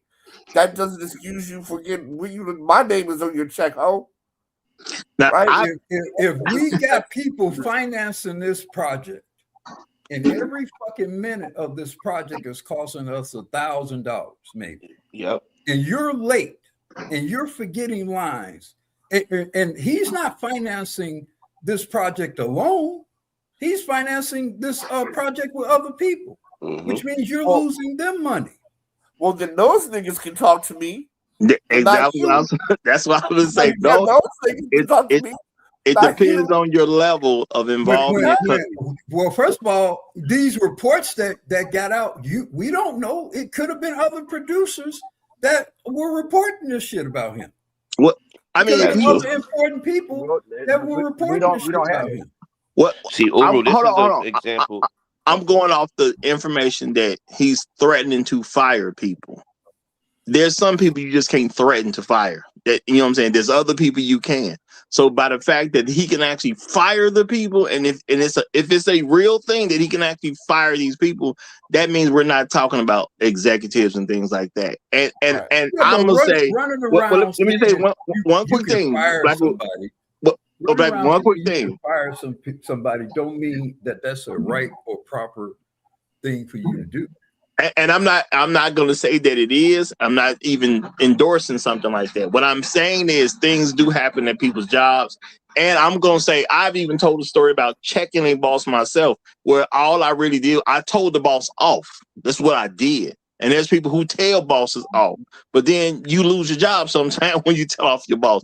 I'm just saying that's a very real thing, because these positions are held by humans, and humans have egos. That's all I'm saying. So I ain't saying Martin was right to do some of that stuff if that's what he did, but it still also depends on what was going on with why he even said the threat in the first place, because he was a public figure and they could have been bad-mouthing him on the set, which to me doesn't sound like a smart thing to do if I work for the show. That's all I'm saying. Well, I think Uber went out. Yeah, well, I don't hear anything. Wait, but in the defense, heard about Jamie Foxx wilding out with guns, running down Rodeo Drive. We never heard that. I mean, we defending the black man. Let's make some actual black men comparisons, because we never saw Bill Cosby do any of this shit at his height. We never saw Bill Cosby, at least while on his show, be accused of harassment or bossing people around or threatening to fire people. We saw. This is specific to Martin. No, we see Robert Downey Jr. coked up. We seen Charlie Sheen going around running through Hollywood giving people AIDS. We seen Harvey Weinstein in the casting couch. I think y'all taking a lot of stuff out of context. Right? Yeah, I'm saying. Well, go ahead. Go ahead. I'll go after you. When Martin was doing that Martin show, I don't even think he was over 35 years old. No, he was like 27 something. No, he was a young man. He was a young man. 27 years old. We all of us is above 35 in here. We like me myself, I always tell you, I just learned how to conduct myself at 35. This is a 27-year-old man who is on top of the world. You got to give him some kind of grace. Yeah, and I just want to say this. I just want to say this. When I initially, let me respond to what he said. Sometimes I interrupt because I'm actually trying go to ahead. to what's being said, because y'all go in the other different directions and whatever. Now, when I initially, Shark, I don't know if you could hear, I initially said he was young. He was in, he was in the flush of his talent and his energy and whatever, and that made me understanding and empathetic to what might have happened to him. I empathize with what might have happened to him because he was young and new and coming up. But that don't excuse him for doing some bullshit. It makes me more empathetic of it, but it don't excuse it. I want to say something really quickly, because what these brothers are teaching right now is bullshit. Ladies and gentlemen, if you are rich and successful, if you're bringing in money, if you are producing, it is your God-given right to come late, to be on some bullshit, because you're the it person. Now, when you ain't the it person, I'm sorry, I'm not finished. Now, when you're not the it person no more, then okay. But the purpose of being rich and famous is so people do not tell you what the fuck to do. And if you want to go naked into a shake place like Pee Wee Herman and not go to jail, that's why we do it, niggas, right?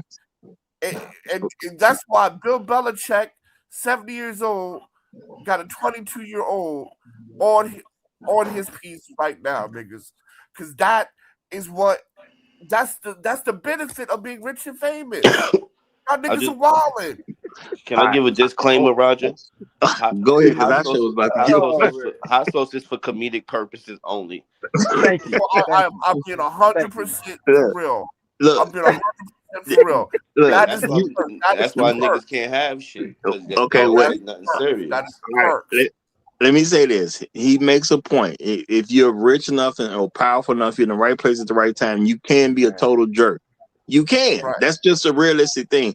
It's not have saying we, you should be a jerk, have we ever heard of Denzel Washington being a jerk? No. And being late. No. And costing production money.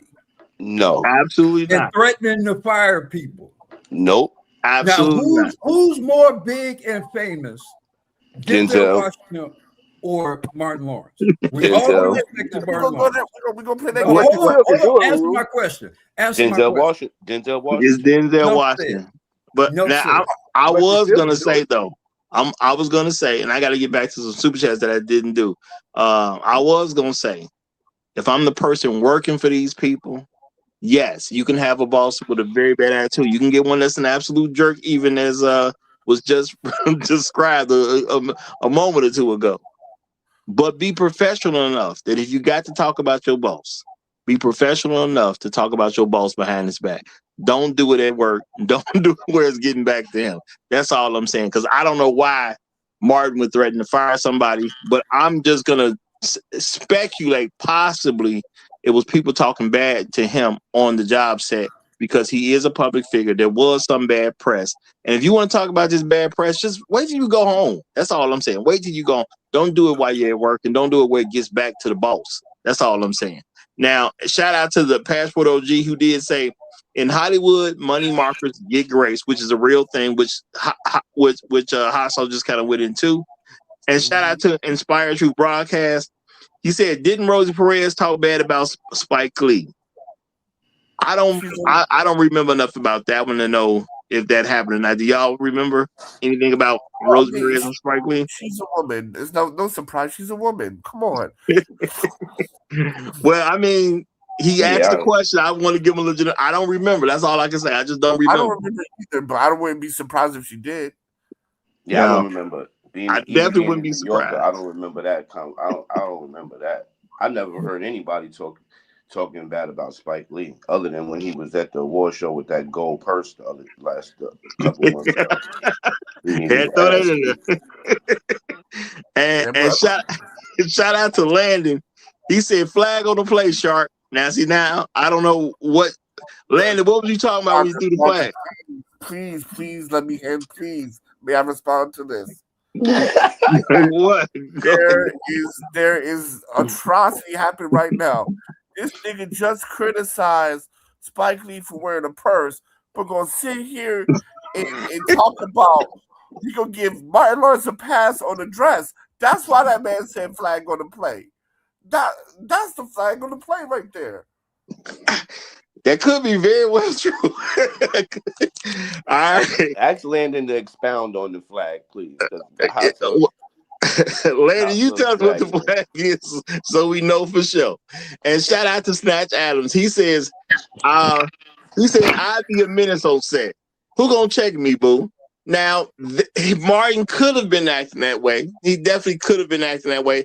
I'm gonna say the man was probably going through some hardships. Any guy who got caught doing what Martin was doing, because he was running outside, it's super hot. The man done fainted and everything. He got his gun with him. That man was under a bit of stress, I'm gonna say. And Hollywood can stress you in a way that other people just ain't getting stressed. So I'm gonna say I can accept that Martin was going through some stressful stuff. But I don't believe that had anything to do with the show coming to an end. Martin was still getting through. Yes, I do believe it affected his movie career because he didn't get the roles that he could have been offered. He did well with what he was offered, but he could have been offered some better stuff than what he was offered, especially when I heard how they were read off, and I'm thinking of those different movies. Even though he did well in those movies, he definitely could have got some better offers than that. Those movies were some bull. Black Knight, that was some bullshit. But I agree with you on that. Black Knight was some bullshit. But before we continue, right now, remember, Black Widow drove here. Hold on. Inspired Truth then came up. Can he get an opening statement in?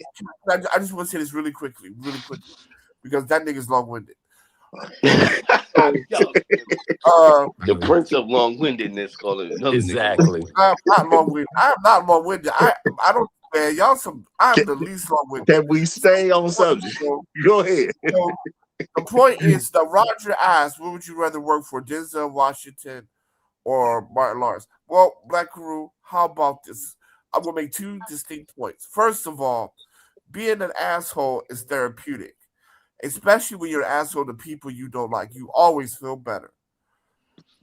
Number two, who would you rather hang out with? Not with Black Guru, because he's gonna lie, but to everybody else. Bill Cosby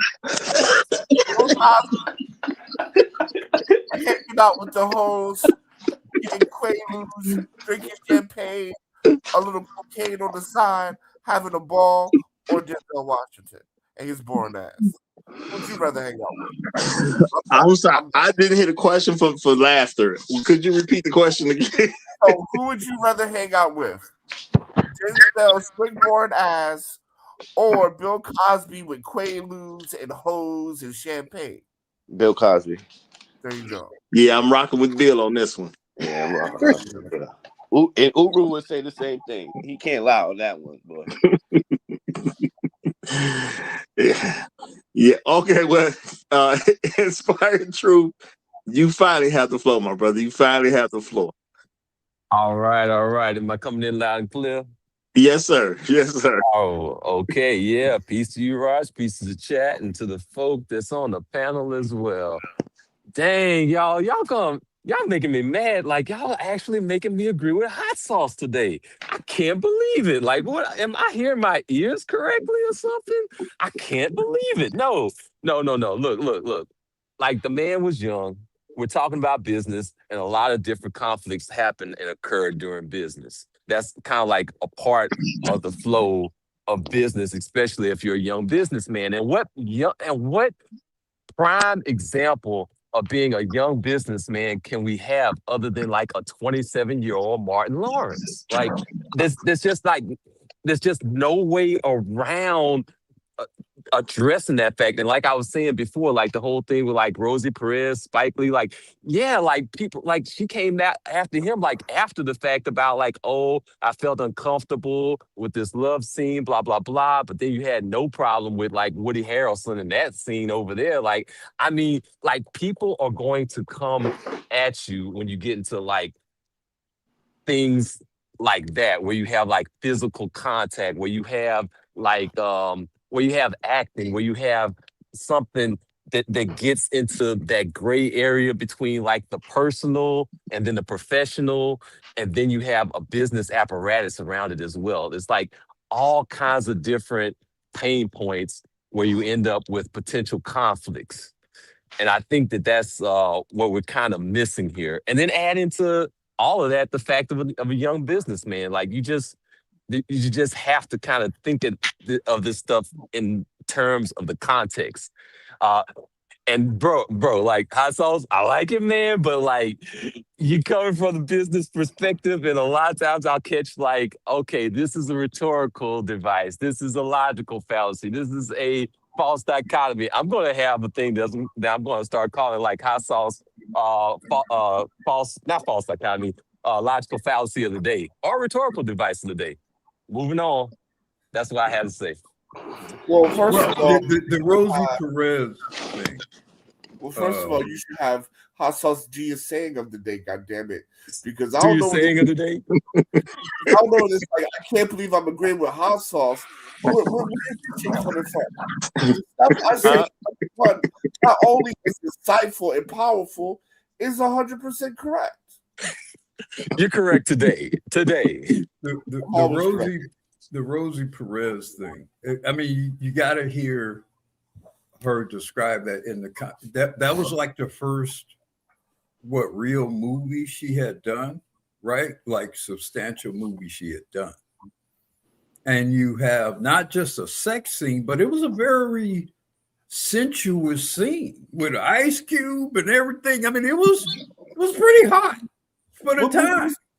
It's even hot for today, you know, in terms of how Spike stylized that particular love scene. So I can see Do the right thing. Do the right thing.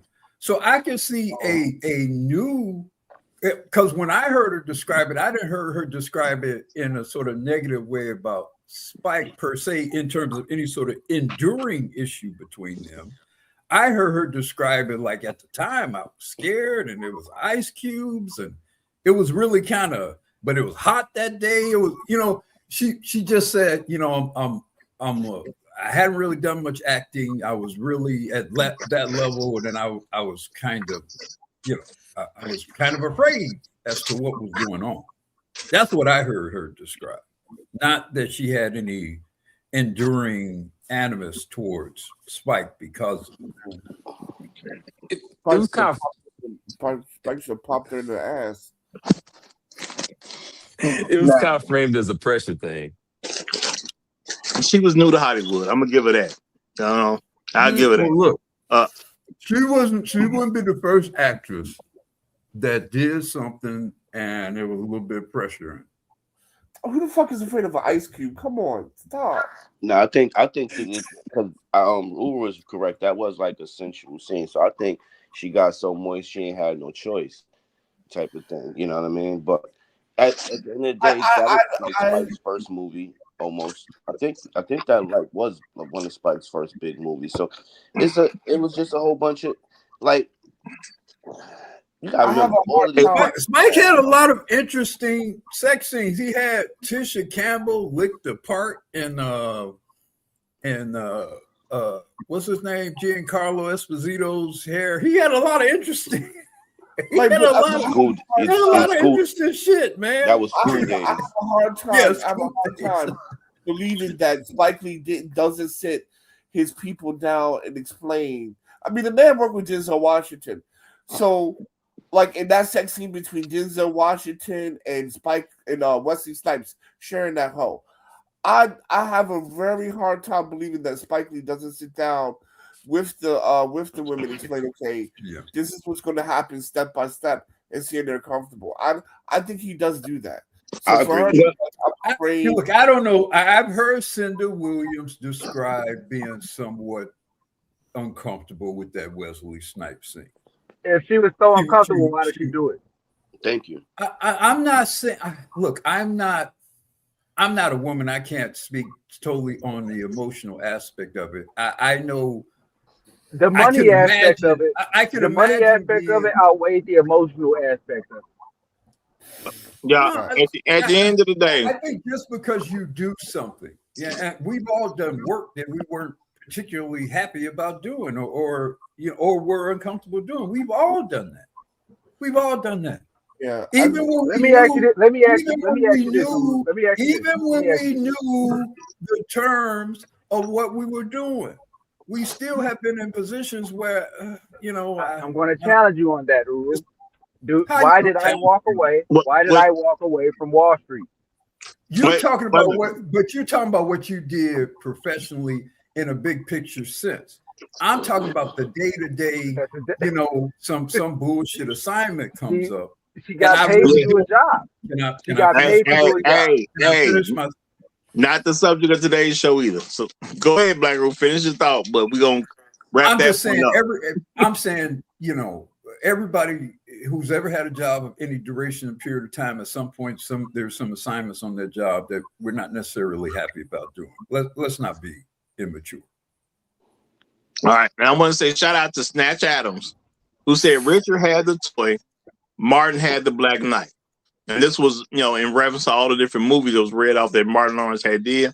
Everybody's not going to do the best movie, but I will say, based on what was read off, it seems like Martin should have got some better offers. Now, I'm going to say the movies he did, he made those movies work.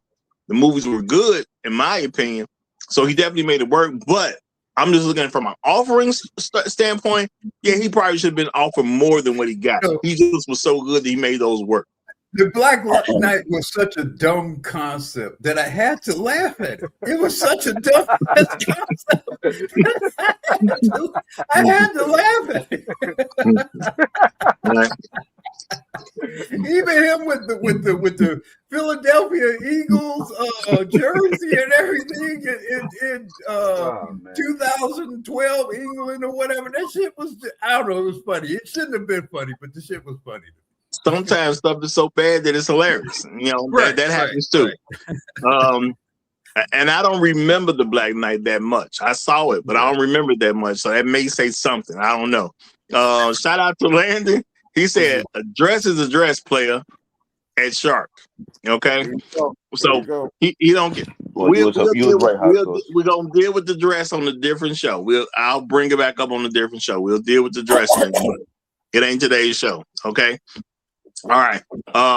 Inspired Truth just got back. Inspired Truth, you want to say something right now, just to get this going again, back in order? Nah, I missed where it went to, so I'm like, that's why I said you. And so you can't even reference what they were just talking about. But well, I'll say something then. At the end of the day, everybody makes mistakes in Hollywood. People do things when they're younger. Now, I'm just going to say, based on the stuff Martin did, I don't believe it had anything to do with closing his show down. Would Martin have gone longer? Probably not much longer, because he was becoming a star. He was getting these movie offers. He was going back up off the show at some point. That's reasonable to assume. It's very reasonable to assume. Okay? So, yeah, maybe Martin goes only 6 seasons, 7 seasons, but we'd have got some more out of it and it would have ended well. Possibly, maybe it does end at 5. It just has a much better ending to such a beloved show. Because, from the fans got cheated at the end of the day. We didn't even get a decent ending on how the show came to an end. Absolutely. We did get cheated. That's another thing, right? And that's another reason why you go 6, because the fans got cheated. And you replace her. Man. You gotta replace her. I mean, she's not nobody special. The show would have went on without her. She wasn't like this amazing person that the show could not go on without her. I don't think so. She's just a Michael B. Jordan level actor. Easy to replace. Ooh. Now you're giving her props. I know what you tried to do, but now you just gave me no, problems. I'm saying exactly what I said. Like, He's fishing I can today. agree with I I can thought agree with him on that one. right? I mean, How do you agree is the question. I mean, Well, Fruitville look, Station, all I that. mean, most actors are replaceable. I think Tashina is a good performer. I think I liked her better on My Wife and Kids with Damon Wayans for some reason. yeah, I mean, she was So great. I think she's a good performer. Yeah. She's good. Good, but she's not. I mean, she's good, but let's not act like you can't replace her. Everybody on the Martin Lawrence show, with the exception of Martin Lawrence, could be replaced. Man, just about everybody can be replaced in real life. It's a rare person that cannot be replaced. So I don't even think that's saying a whole lot. I'm saying it in that context. Just about anybody can be replaced. I just think if you replace her, I'm saying that to say that when you had these legal issues, you probably I would have brought out her contract, settled the legal issues, and just replaced her with someone else and kept going until. Because you're right. He was going to be a movie star, but I would continue going until I can get those big roles or those roles that kind of what Will Smith did and then shut it down. That's what I would have done. That's what I would have done. But I'm gonna say the issue was in season 5, which was the last season. So you didn't even have a real time to react to replace her. No, like I said, I would have brought out her contract at the beginning of season 5. I would settle out of court whatever needs to be settled out of court, NDA, and I would have replaced her. I'm gonna say, with hindsight of today, very possible, but hindsight of 1997, maybe not. Yeah, I could agree. But if you're Martin, and you're kind of trailing in the direction of becoming a movie star, how really invested are you in continuing the show? Yeah. Really? Like I said, to the point where I got to buy her out, replace her character, and probably do a very different, because either I'm going to replace the character, or which I'm creating a different sort of storyline by replacing her character, or replace the actress for that character, which then how that looks, she's been Gina's been Tisha Campbell for 5 seasons, and now she's some other woman. Again, I think for what Martin had going on at that time, I just don't think it would have been worth doing all that.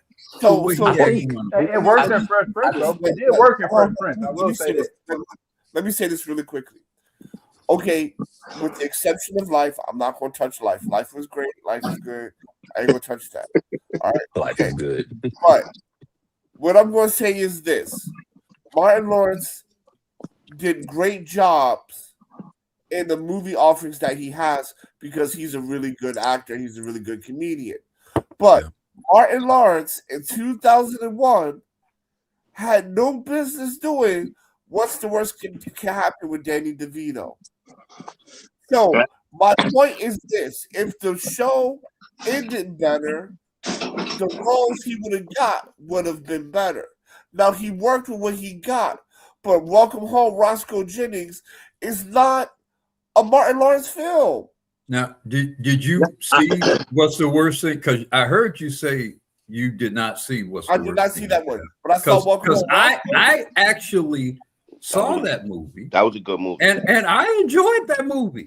That was a very entertaining movie, and both Martin Lawrence and Danny DeVito were hilarious in that movie. They were hilarious in that movie, especially Danny DeVito. Danny DeVito's character was colder than a motherfucker. Yeah, that was. So I mean, come on, man, that was a good movie. I'm trying to be reasonable, but y'all just. How you being reasonable? You're talking about a movie you haven't even seen. No, but he's just saying Martin should have been offered better roles. That's what he's saying. That's what I'm saying. But Martin ain't a good actor anyway. Like All right. Well, like look, I say, y'all. I think he I can see probably would, had he not had the troubles he had, whether rightly or wrongly, whether they framed him up or whether it was him or both. Because, like I say, the frame ups didn't happen to Will Smith. The frame ups didn't happen to Jamie Foxx. They didn't happen to them. They happened to Martin for whatever reason. They happened to Martin. But notwithstanding that, the questions around that, I believe, had he not had those particular troubles, real or imagined, I think he would have had a more substantial movie career. All right, now I got to get the super chat in. Shout out to Trail Bentley. Thank you, my brother. And I appreciate the Trail Bentley 57-cent tax. He said season 6 should have had her dying off camera like James Evans Sr. Damn. You know what? That possibly would have worked, but I will concede that Martin would have probably walked away at 5 or 6, possibly 7, because the movie career was taken off.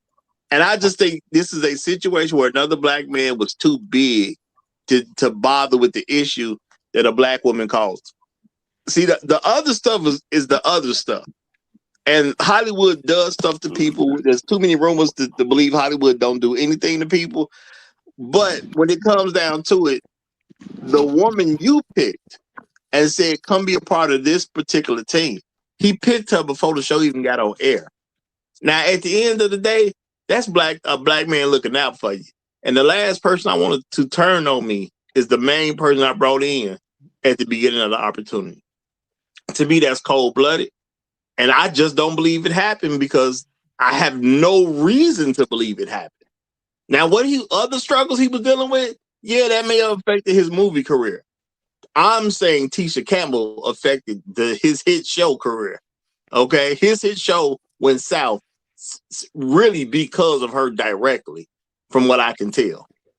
But I'm gonna turn the floor over to Jado because Jado just came up. Jado, you got it, my brother. Hey, what's going on, Roger? What's up, fellas? Hope y'all doing good.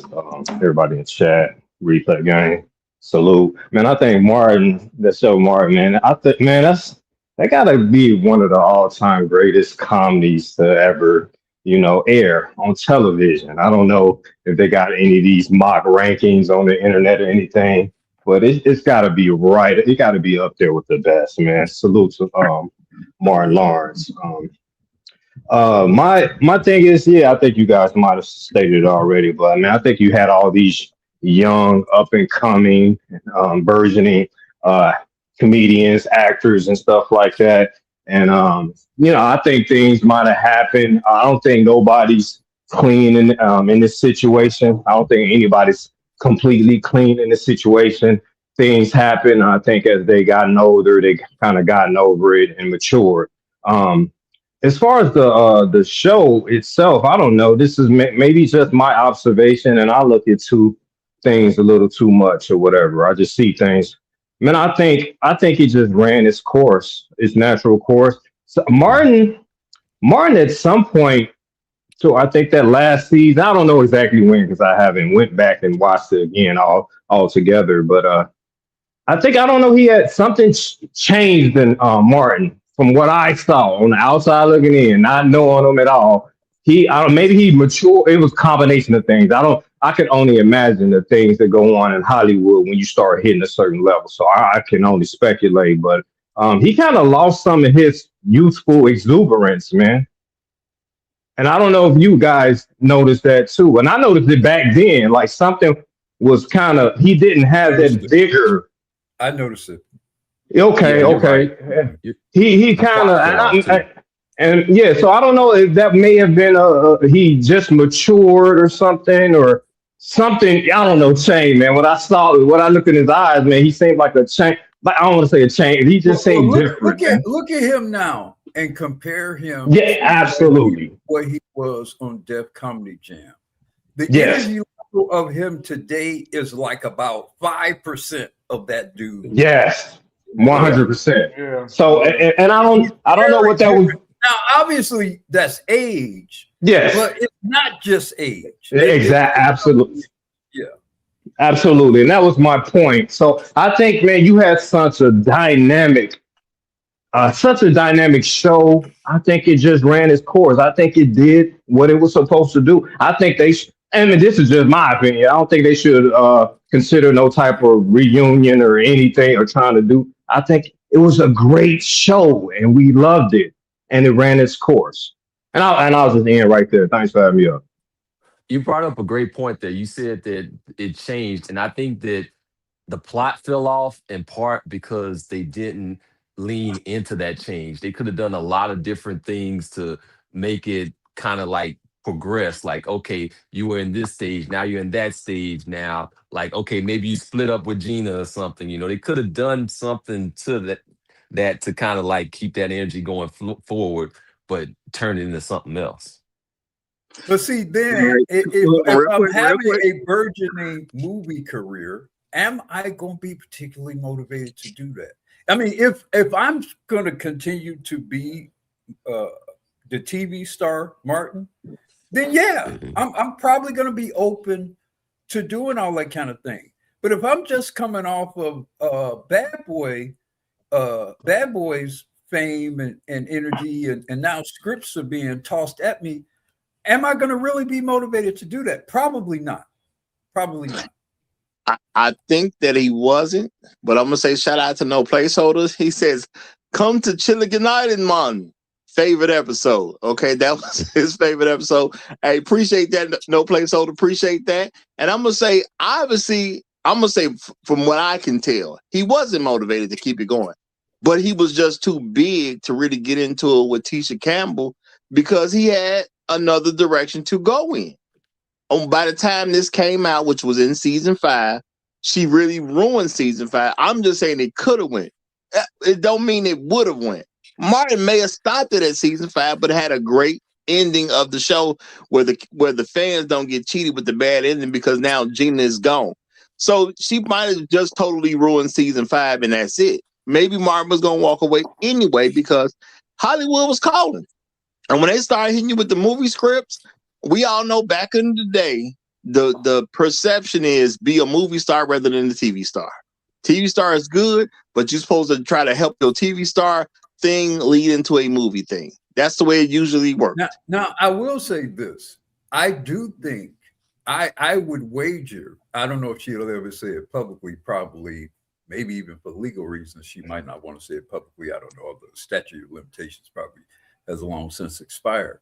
But I'll bet you if you got her privately, maybe put a drink or two in there and talk to her about what happened and ask her, does she regret doing what she did? Oh, hell yeah. I would wager she definitely regrets it, especially because that show is such an institution and is so acclaimed. And because her actions essentially sort of tainted the ending of it, I'm sure even if she thinks she was harassed, I would wager she still regrets doing it in hindsight. Uru, the whole show got messed up because of a bitch ass nigga, Dwayne Martin. I'm not going to go that far with it. Yeah. But if that is what would have been proven out to be true, because there was issues, supposedly he was jealous, whatever, it would not at all surprise me that he was at the crux. But I have to say that was all speculation too. And the reality that we are sitting with is Gina, well, not Gina, but Tisha Campbell, who played Gina, filed the paperwork. That's our reality. Yeah. She filed.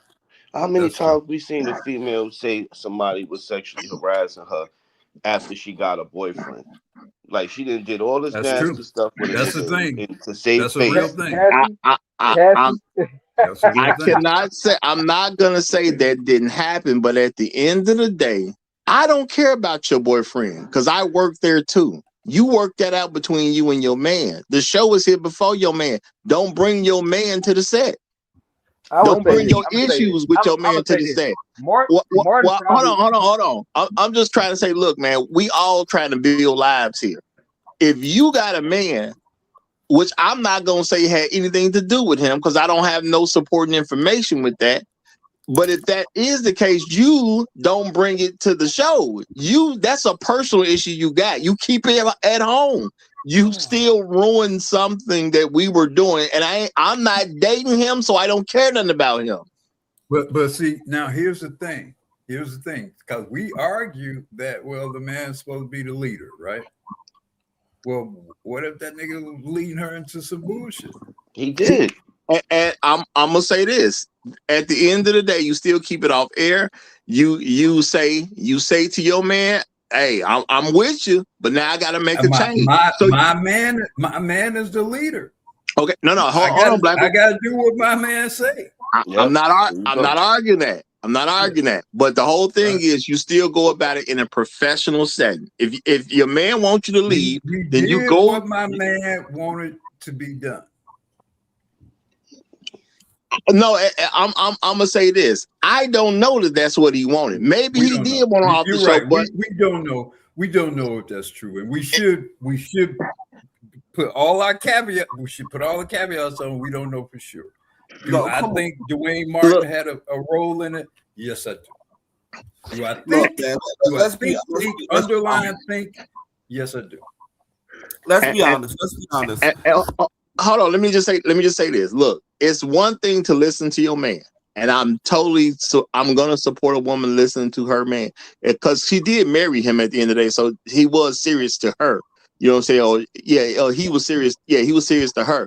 At the end of the day, there's a way to go about it. If he don't want you doing the show because you kissing on Martin and all that type of stuff, you still go about it in a professional way. You bring that to the table. You don't put in a lawsuit where he can't even be in the same room with you. That's not, even if your man wants something different, there's still a way to go about it.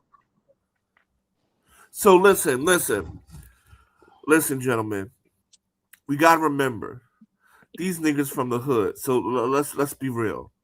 Dwayne Martin, 1992, the final boss of White Man Can't Jump. This nigga is 6'1", dunking on motherfuckers. Tisha Campbell is probably getting her pie tickled by a 5-foot Martin Lawrence. Mm-hmm. Then, 1994, he does Above the Rim with Tupac Shakur. Right? So, at the end of the day, when Dwayne Martin is like, okay, you gotta cut that shit off, right? You got this nigga's a movie star from Above the Rim, friends with Will Smith and shit, So, of course, Dwayne Martin has something to do with this. You mean boyfriends with Will Smith, not friends. Right, this nigga was in Any Given Sunday with Jamie Foxx, 1999. Hold on, you put that. Hold on, we tie that off, man. tie that part off, man. Let me get in here, man. Shout out to Snatch Adams. He says, does Tisha come off as a type of black woman that would let a black man lead? Yes. Now, I'm gonna say from a personal standpoint, I don't know. I don't know. I'm not gonna say I've seen enough of her from. I think she stayed married to him for a long period of time. It's a whole lot of things about him that have been referred to that don't even include reference to Tisha, and she still stayed with him. I think Tisha was one of those down ass women, right up to the point at which I think they end up in bankruptcy and losing everything. Yeah, so tie that off. What do you mean by that, Black? I don't get that. That the part about the come on with the I mean, we've all heard the rumors, but alternative lifestyles. Let's take it easy, man. No. I wasn't saying. I said this. No, I'm not talking about you. I said Shark. I was talking to Shark. Oh, what did Shark say? Shark. Yeah. Come on. What did you say, Let me tie it off by saying I'm gonna write it in the back chat for you. Dwayne didn't work there. Dwayne didn't file no paperwork. Even if Tisha was doing what her man wanted her to do, there is a way to go about something like that, and you don't mess up somebody's show when they brought you in before day one. Okay, Martin brought her in before day one. You're talking about the honor of men, though. You're talking about the honor of men, and that's always a very kind of for me in particular in this environment is always a very confusing and complex debate because you guys be asserting the standards of men onto women, and that's historically is a dubious thing to do. Well, I'm not trying to. God told Adam to do one thing, and Eve went and did something different. Right? That's true. Yeah. But what I'm saying though is, even if there was a background issue with Dwayne Martin not wanting his woman to do that type of show, because I'm gonna say, yes, some men don't want, even if you're in the acting game, you don't want your woman kissing another man or seeing too comfortable with another man, even if it's for a TV show purpose. That can happen. But at the end of the day, you supposed to go let that be known, not file a suit where y'all can't be on set together. Yeah, but that's all I'm saying. But remember, they're young, and we all know, according to Will Smith, that Dwayne Martin got a baby leg, so she's getting that kind of work in. Come on, man. Look, man. All I know is, look. What I know is it was her suit, and it required an estrangement order was part of it, which means either violence or sexual misconduct or both. So Dwayne ain't got nothing to do with it. She filed the paperwork. She the one that stopped them from being able to be in the same room at the same time. If Dwayne wanted, and that was not Dwayne's wife at the time either. Yeah, so, but I mean, you put in that work with that baby leg, man. You know she's gonna listen. Look, but here's another thing. I mean, I kind of sort of can see a little bit about where he might have been coming from, because you do see actresses and actors in Hollywood all the time. Like they'll be in like a romantic scene together, and then all of a sudden they're together, whether it's like Brad and Angelina or something like that. They go and they take that stuff out into reality sometimes. Those lines get blurry. Jay-Z, when Jay-Z started dating Beyonce, now if when he told Bun B, don't touch her, don't be around her, don't even have a scene with her. When they first did the first season of the Cosby Show, there was a lot of very amorous activity between Heathcliff and Claire. A lot of and it was actually it was nice to see beautiful Black people being amorous towards each other. And Felicia was young and pretty. Prior to the Cosby Show, what they used to do is they would pair the man up with a woman. Like, do you guys know that in both the Good Times and the Jeffersons, the female leads were 20 years older than the male leads in real life? That Estelle Rose was 20 years older than, what's the brother's name? James Avery. No. James Avery. John Amos. John Amos. I'm sorry. Yeah, John Amos. Right. And what's her name? Isabel Stafford was 20 years older than, what's the brother's name? George Jefferson. Is his real name. Sherman Hemsley. They were twin, and that was a thing. They did not want to present lovemaking or expressions of love between beautiful young Black couples, and in particular married couples. And the Cosby Show was the first time you would see that, where you had Bill Cosby and this beautiful young, still young, although she had these children, although in real life those children were a lot closer to her age in real life. The oldest daughter, I think, was only about 11 years younger than her. No, Sandra is the same age as Felicia Rashad. She's not that old. She's not. Yes, she is. Yes, she is. No, she's not, close. Man. She's close in age, but not. They're not the same age. They're not the same age. But my point is, and I'm taking a long way, but I'm trying to give you some perspective to what I'm saying. That was the first time you saw that kind of couple expressing, a genuine love and affection in that format. after Ahmad Rashad proposed to Felicia Rashad, famously proposed to her on air. I forget, it was some kind of sporting thing or whatever, where he proposed to her on air. That stopped. Bill Cosby, they stopped having those kinds of exchanges. Now, that's where I think Bill Cosby had a kind of wisdom and maybe maturity that perhaps Martin lacked at that particular stage of his life. Yeah. Where you got to pull back, you know, and okay, her status has changed or whatever. You got to pull back because it's going to get complicated and motherfuckers' feelings are going to get hurt. And maybe he was slow to read the room. Maybe.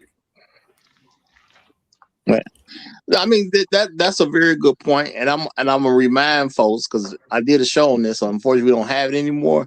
That Esther Roll made an issue to even have a husband on the show because they were trying to make that show without a husband at all. Okay, so but Blackwood, you do make a good point because when I think about black television shows, there was really nothing I can remember with a actual love interest because. I mean, on Sanford and Son, the wife was already dead. They just, they kept making the jokes about Elizabeth coming to see you. She already dead. Lamont wasn't married. Even on what's the show Sherman Hemsley starred in? Amen. His wife, he was a widower on Amen, wasn't he? Yeah, on Amen. Yeah, but even before that, when they moved up to the east side, the Jeffersons. They had a younger, quote unquote, loving couple, and they didn't get much airtime. When the son was Jenny and whatever the kid's name was, they ended up getting married. They didn't get much airtime, so I don't really remember any real expressions of love of black people on television. You know what I'm saying? Because I'm a kid. I watched some of those older shows that used to be on the air in prime time. I don't remember too many expressions of love by any black people. I remember when I was watching the Cosby Show, I remember because she was so pretty, and Felicia Rashad wasn't just pretty, she was lovely, and lovely is a different kind of thing. Lovely is pretty, but graceful and elegant and demure somewhat, but she was such a lovely woman. So it was nice in 1984, 85. That was a nice thing to see on TV. It really was. Yeah, honestly, you're making me a little bit more. Go ahead, brother. Go ahead. No, I was just saying Hollywood doesn't really love black love for real. Not for real. Hey, but is it? I don't know. Weren't they kind of? Go ahead, brother. My bad. Screw that nigga.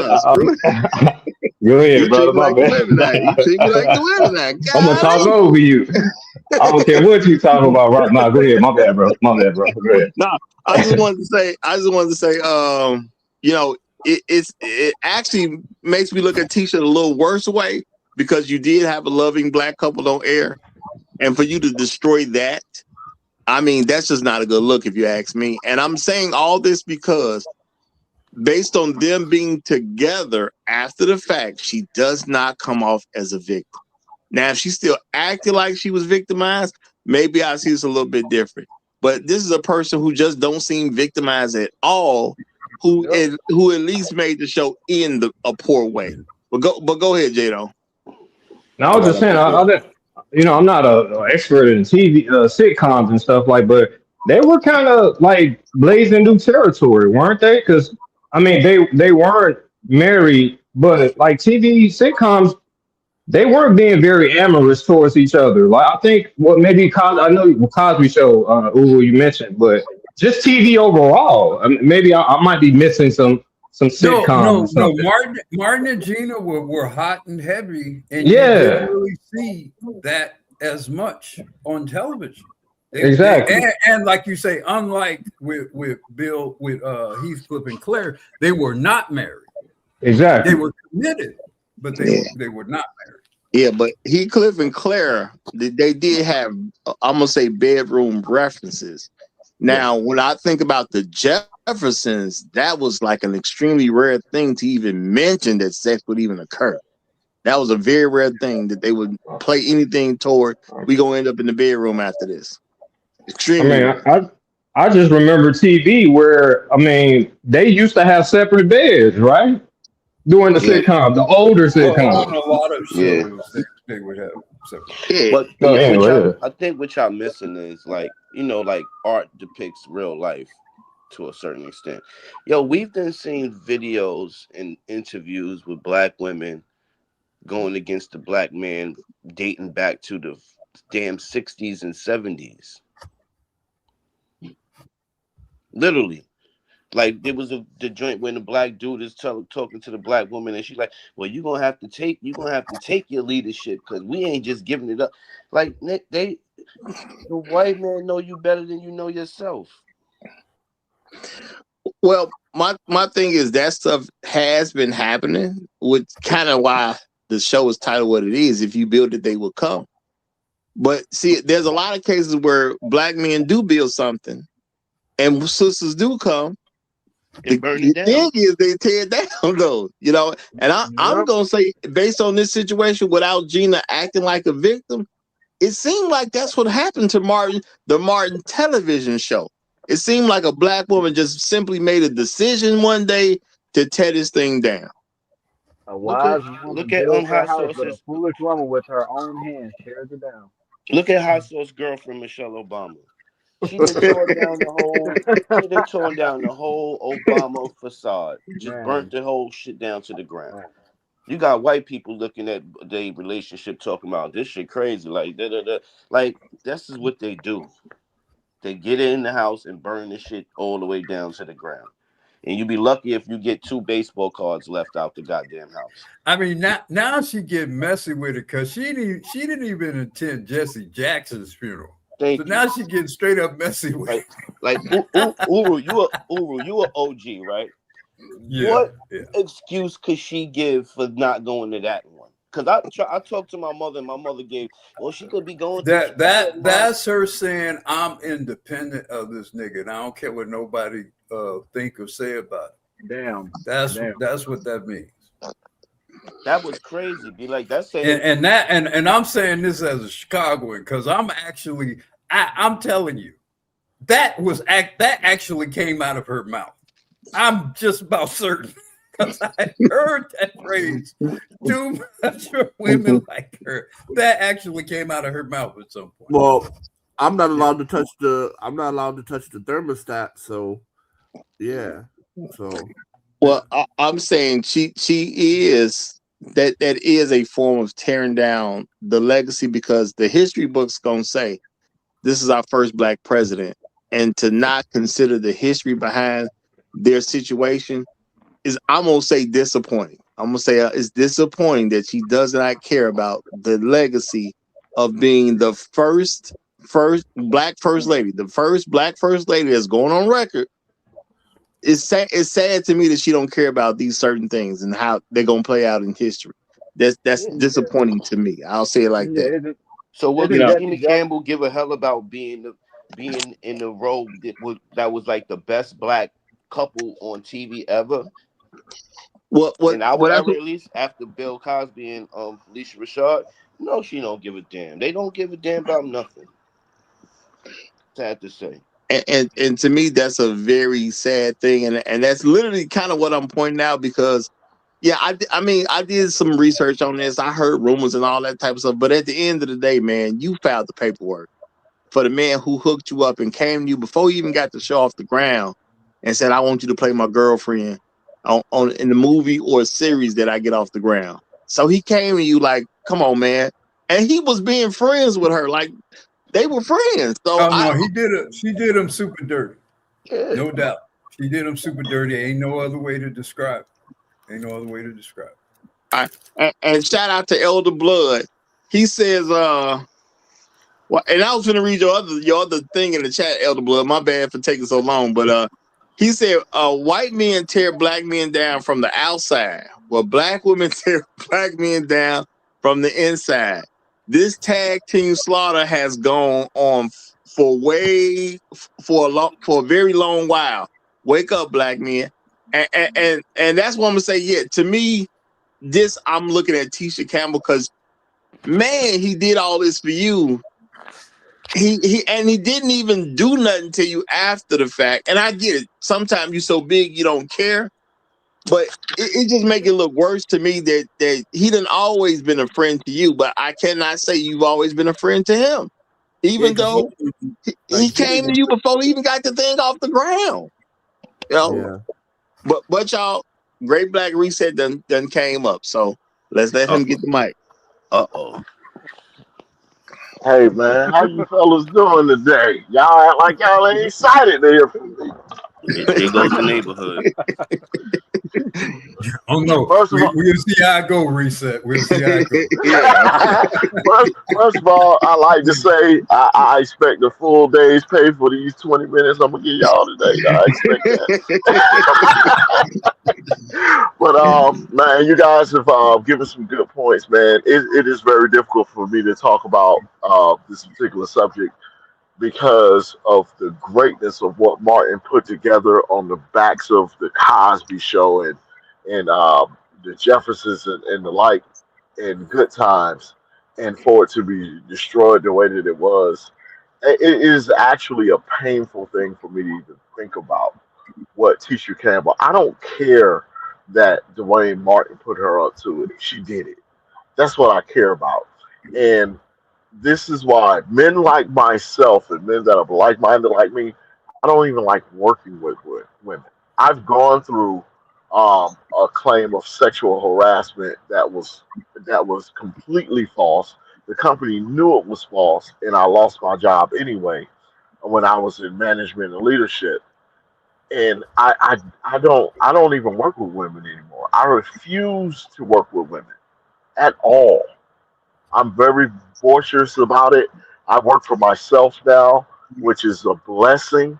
But for over 20 years after that, I refuse to work with women. And I don't advise it for no man. They will tear down everything you got for a whim. And I hate it. I hate that they get away with it. And it is painful for me to even look at the Martin show knowing she did what she did. Maybe one day I can find some forgiveness in my heart for what that woman did, but I hate it, man. I absolutely hate it.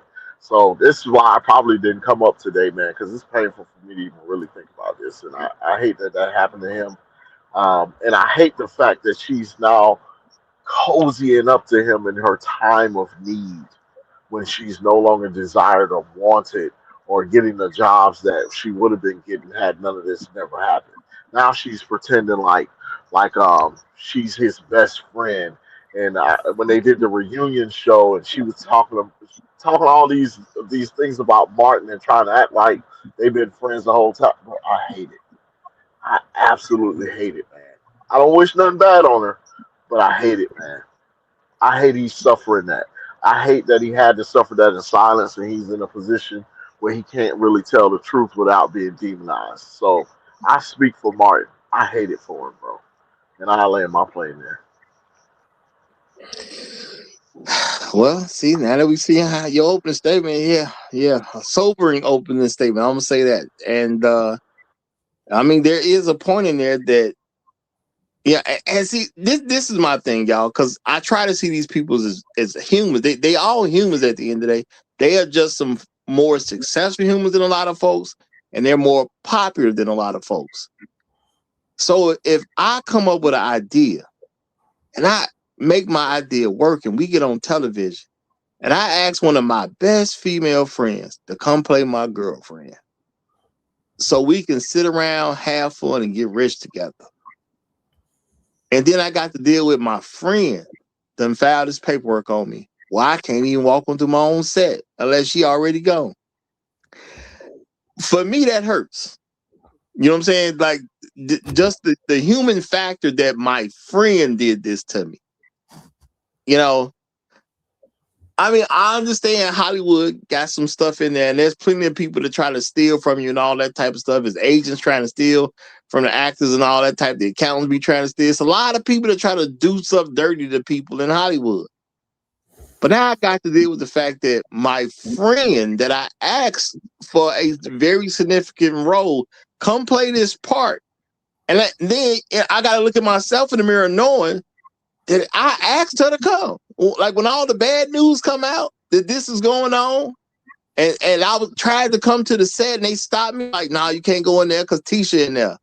Tisha you gotta wait till Tisha to leave. Well, when she leave? You gotta come back in an hour and a half because she'll be gone by that time. And I got to turn around and go somewhere else. To me, that sound like it would hurt. To me, this is my friend, y'all. My friend. And that's the one who got me stopped when I'm trying to go onto my own set of my show that I worked so hard to get going. Now I got to turn away because my friend on the set. At least the person I thought was my friend.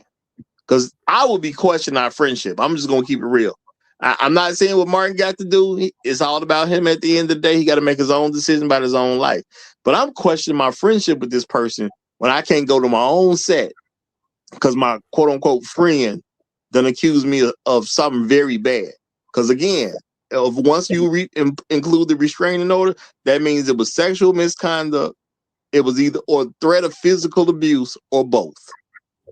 Well, look, I don't know there's some business issues as well here. And I don't know the status in terms of the syndication of Martin and who owns what of the show. I hope Martin owns a significant part of it. Is unlikely he owns all of it, might not even own most of it, but I hope he owns a significant part of it. And if I own a significant part of that show, and it is in various forms of syndication, cable, whatever the hell, I don't know how all that stuff works these days. I do have a vested interest in the continued viability of that show and the extent to which any sort of reconciliation with Tisha or good feelings or goodwill or whatever, that we can at least pretend to have publicly, even if it's not true.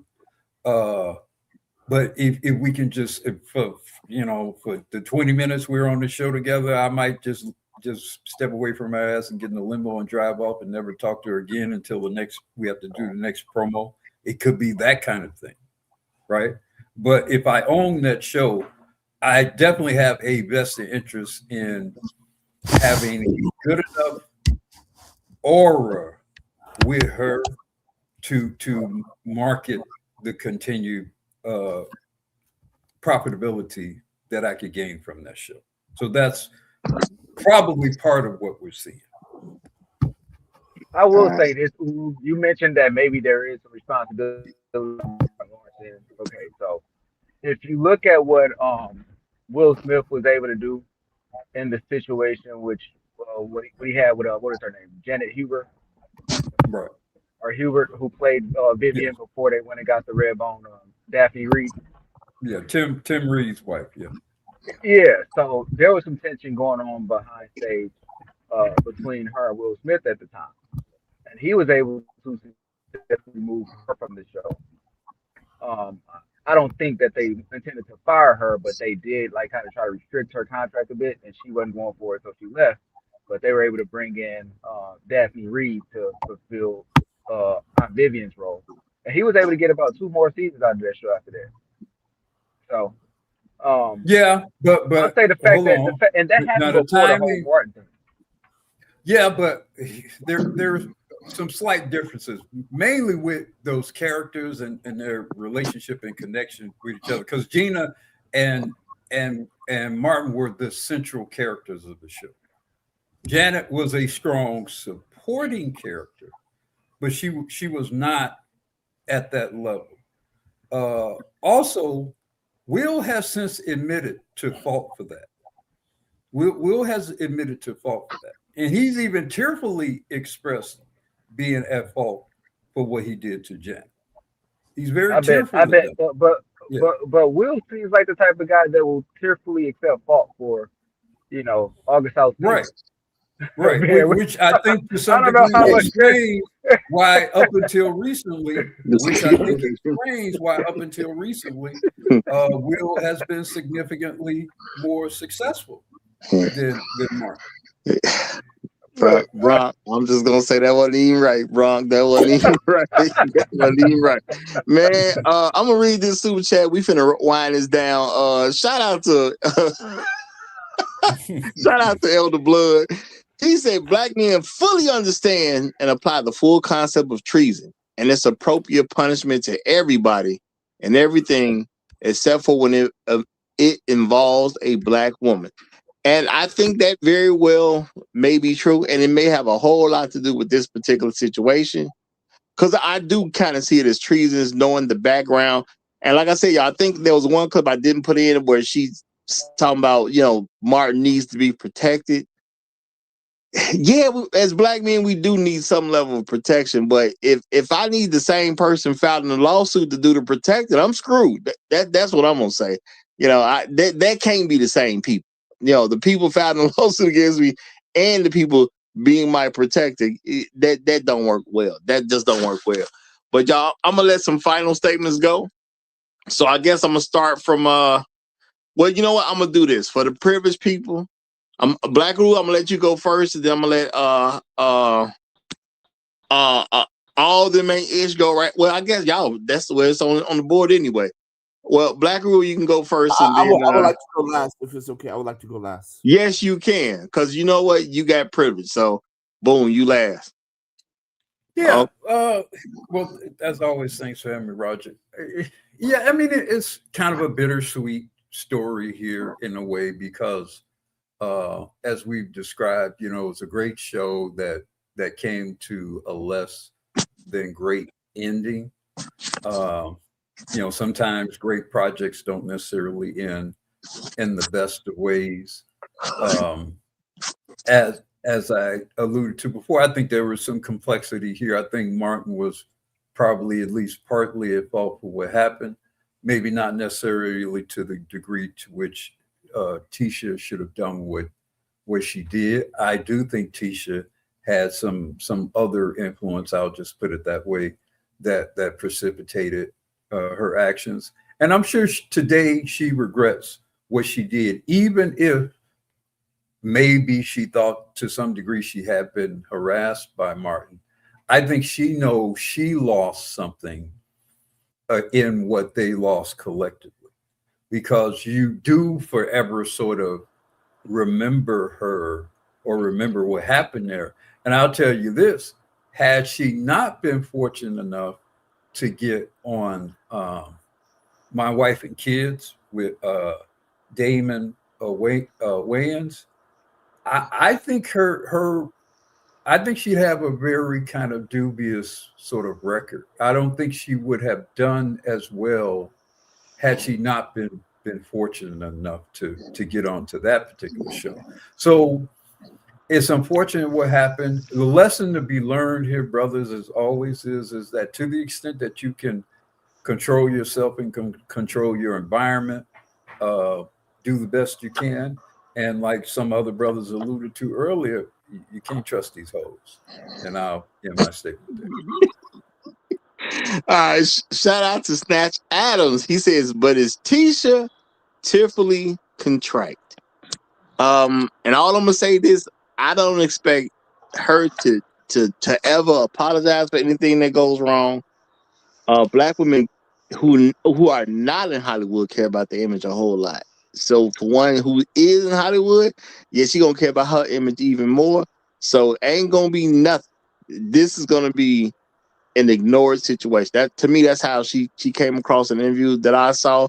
What Tigger was about to ask that question that he stopped on, which I don't think I put that clip in because I was rushing. But I'll put it in after the show.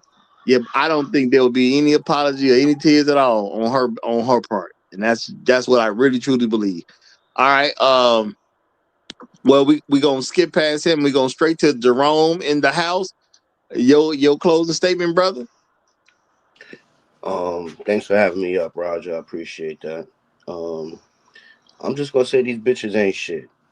And get you a white girl. You know why? Because you know they're your enemy. So it won't hurt as bad when your enemy do something that's enemy like. You dig it? You can expect that. Because this is correct. Like, and Reset almost brought a tear to my eye when he said what he said. Because, like, this for our generation, like our parents might have had the Cosby Show, but for our generation, we all had aspirations to have a relationship like Martin and Gina, and to see how that ended because she wanted to have sex with a superstar and got caught and couldn't come clean to her husband. It ruined a lot for us. You know what I mean? And I wish that could have went on and on and on and on, but it didn't. And Gina ain't shit. And don't mess with no light skinned chicks because they just as bad as the white girl if you ask me. And I'm gonna close my statement right there. The applehead hoe.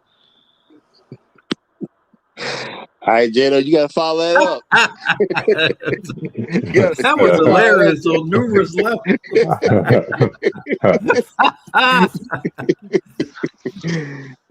Yeah, like I said, I do. I still want to give more props to Martin Lawrence, man. Great comedian, actor.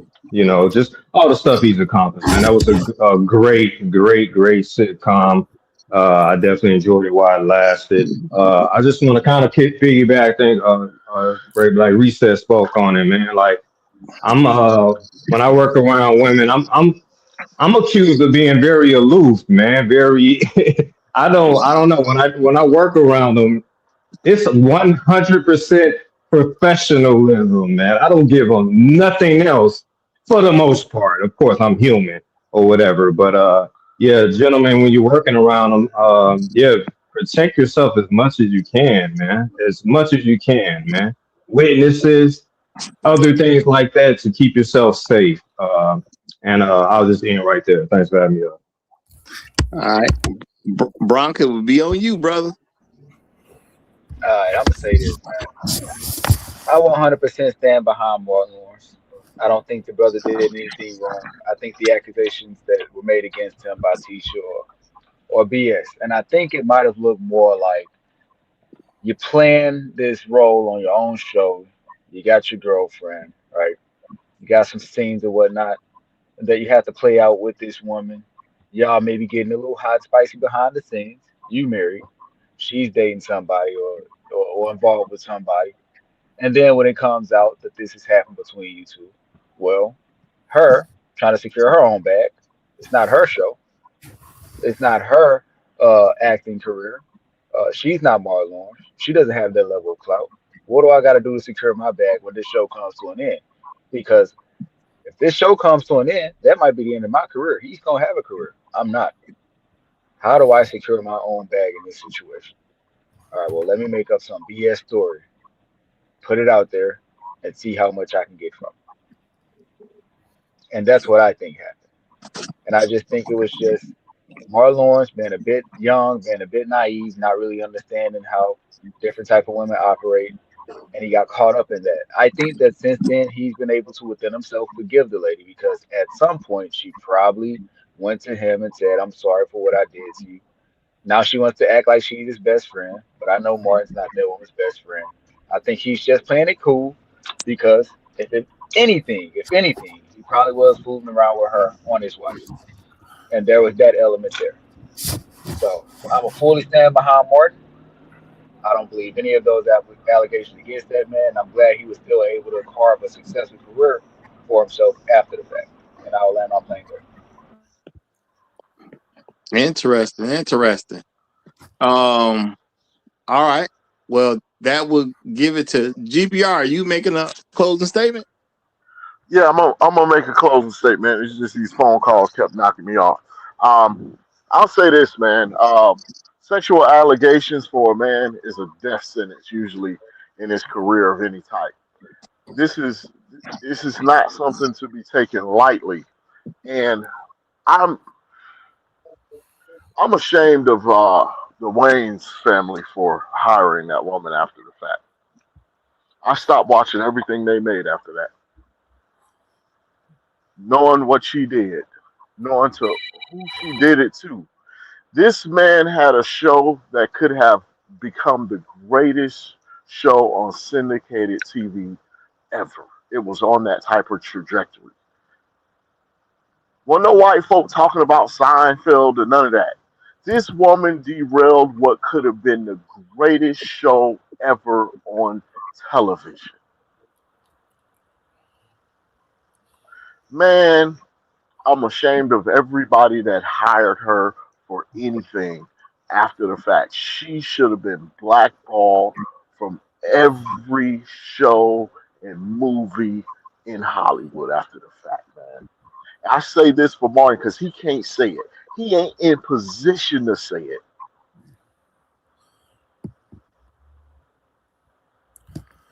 Damn. I'll lay my plane there. All right, appreciate it, brother. Appreciate it. Real talk. Okay, appreciate it big time with with some of the stuff that you didn't say it and things that went in your personal life. So appreciate it big time. All right, final guest. All of them ain't ish. You got it. Wait, Roger. Somebody need to go over there and give Reset a hug because that nigga going through it. We're gonna give him a hug after the show. We're gonna give him a hug after the show. Like, damn, I'm reaching for Kleenex over here, man. We're gonna give him a hug after the show. Gentlemen, the president is about to speak. Please.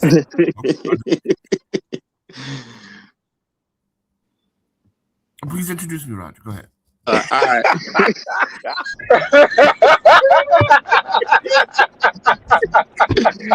Hey, y'all. First of all, I don't know what you're doing right now. It may not even be windy where you're at, but I promise you need to grab your hat and hold on to your seat. We are about to have the final statements of a fantastic show from the one, the only, all of them ain't ish. You got it, my brother. Thank you, sir. You are a scholar and a gentleman, sir. So, appreciate it. First and foremost, I'm gonna piggyback off a great reset with GBR said. Right? No good deed goes unpunished. Right? So when you lift people up, especially women, you get left with a piece of bubble gum and a dick in your hand. And now, hey, was just a little bit of tomfoolery going around? Absolutely. But this is where, but I mean, like, according to Will Smith, that nigga got a baby leg. So, I don't care how rich you are, you ain't compete with that baby leg. So, we got, we do that. We do it on that. That lawsuit came, Jack. That lawsuit, that lawsuit came when the first thing smoking. But where we need to band together is absolutely she should not have been on any other show after that. Because despite what y'all want to think, Martin Lawrence should not have had to do those types of movies he has done. Will Smith, Independence Day. Martin Lawrence, Big Mama House. Will Smith, what is that one where he was Enemy of the State? Martin Lawrence with Danny DeVito. My God. If he ended better, if he ended the show better, then he would have been Enemy of the State. So at the end of the day, gentlemen, is that he did pay a price. He did pay a price for the caliber of movies that he has done. Right? And I mean, nobody can tell me indifferently because even if he's not an action star like Will Smith, he could have been the family movies because family movies makes millions of dollars. Nigga should have been in Jurassic Park or something like that. But he has a stain on his resume. So at the end of the day, gentlemen, what have we learned? We have learned that when you do good things to people, you're going to get burned. And never, ever, ever help a woman up. That is for Harvey Weinstein and those niggas. Let them catch the case. And most importantly, please do not listen to Inspired Truth. The reason why you become rich is so you can wow the fuck out. Thank you. Oh my goodness. The one, the only. Oh, all them ain't it, y'all. One of a kind, y'all. He's one of a kind. I don't care what you say. He is one of a kind. One second. And Inspired Truth, I think he left. But, brother, I heard you lost Wall Street. But at the end of the day, when you're 70, is the 24 going to be on your meat? No. All right, well, I'm gonna say this, y'all. I'm gonna say this. When it comes down to it, we do live in a world where a woman is allowed to accuse a man at any given point, and it seems like men are going to look for a reason to make it true. Me personally, I want proof. If you're gonna tell me this guy is doing something and he's bothering you in a sexual way, I want some proof. I at least want some evidence, okay? And maybe not definitive proof, but some evidence. So if he did something wrong to you and you are going to tell me that you're a victim of his, I at least want y'all to act like he's a predator when you in the same room with him. I'm sorry, y'all. For me, it's hard for me to buy into this guy was your predator and you all up in his face and being cool with him and on some social setting that you don't have to attend. That's a hard pill for me to swallow. A little bit too much that I even want to swallow. So, I'm gonna say I'm extremely disappointed in Tisha Campbell for what my only reasonable conclusion that I can even come to. I'm extremely disappointed in Tisha Campbell because I assumed she was probably one of the good ones because I hadn't really heard bad stuff about Tisha Campbell, So I would, if you'd asked me, who's a good actress to, to do something with or whatever, I'd have been, well, why not Tisha Campbell? She ain't been in no mess. And then I had to be reminded that she filed this lawsuit. And ain't nothing really ever come from it. So was it even real? Probably not. I'm gonna say, y'all, the reason a lot of people settle because they made a claim that they cannot prove.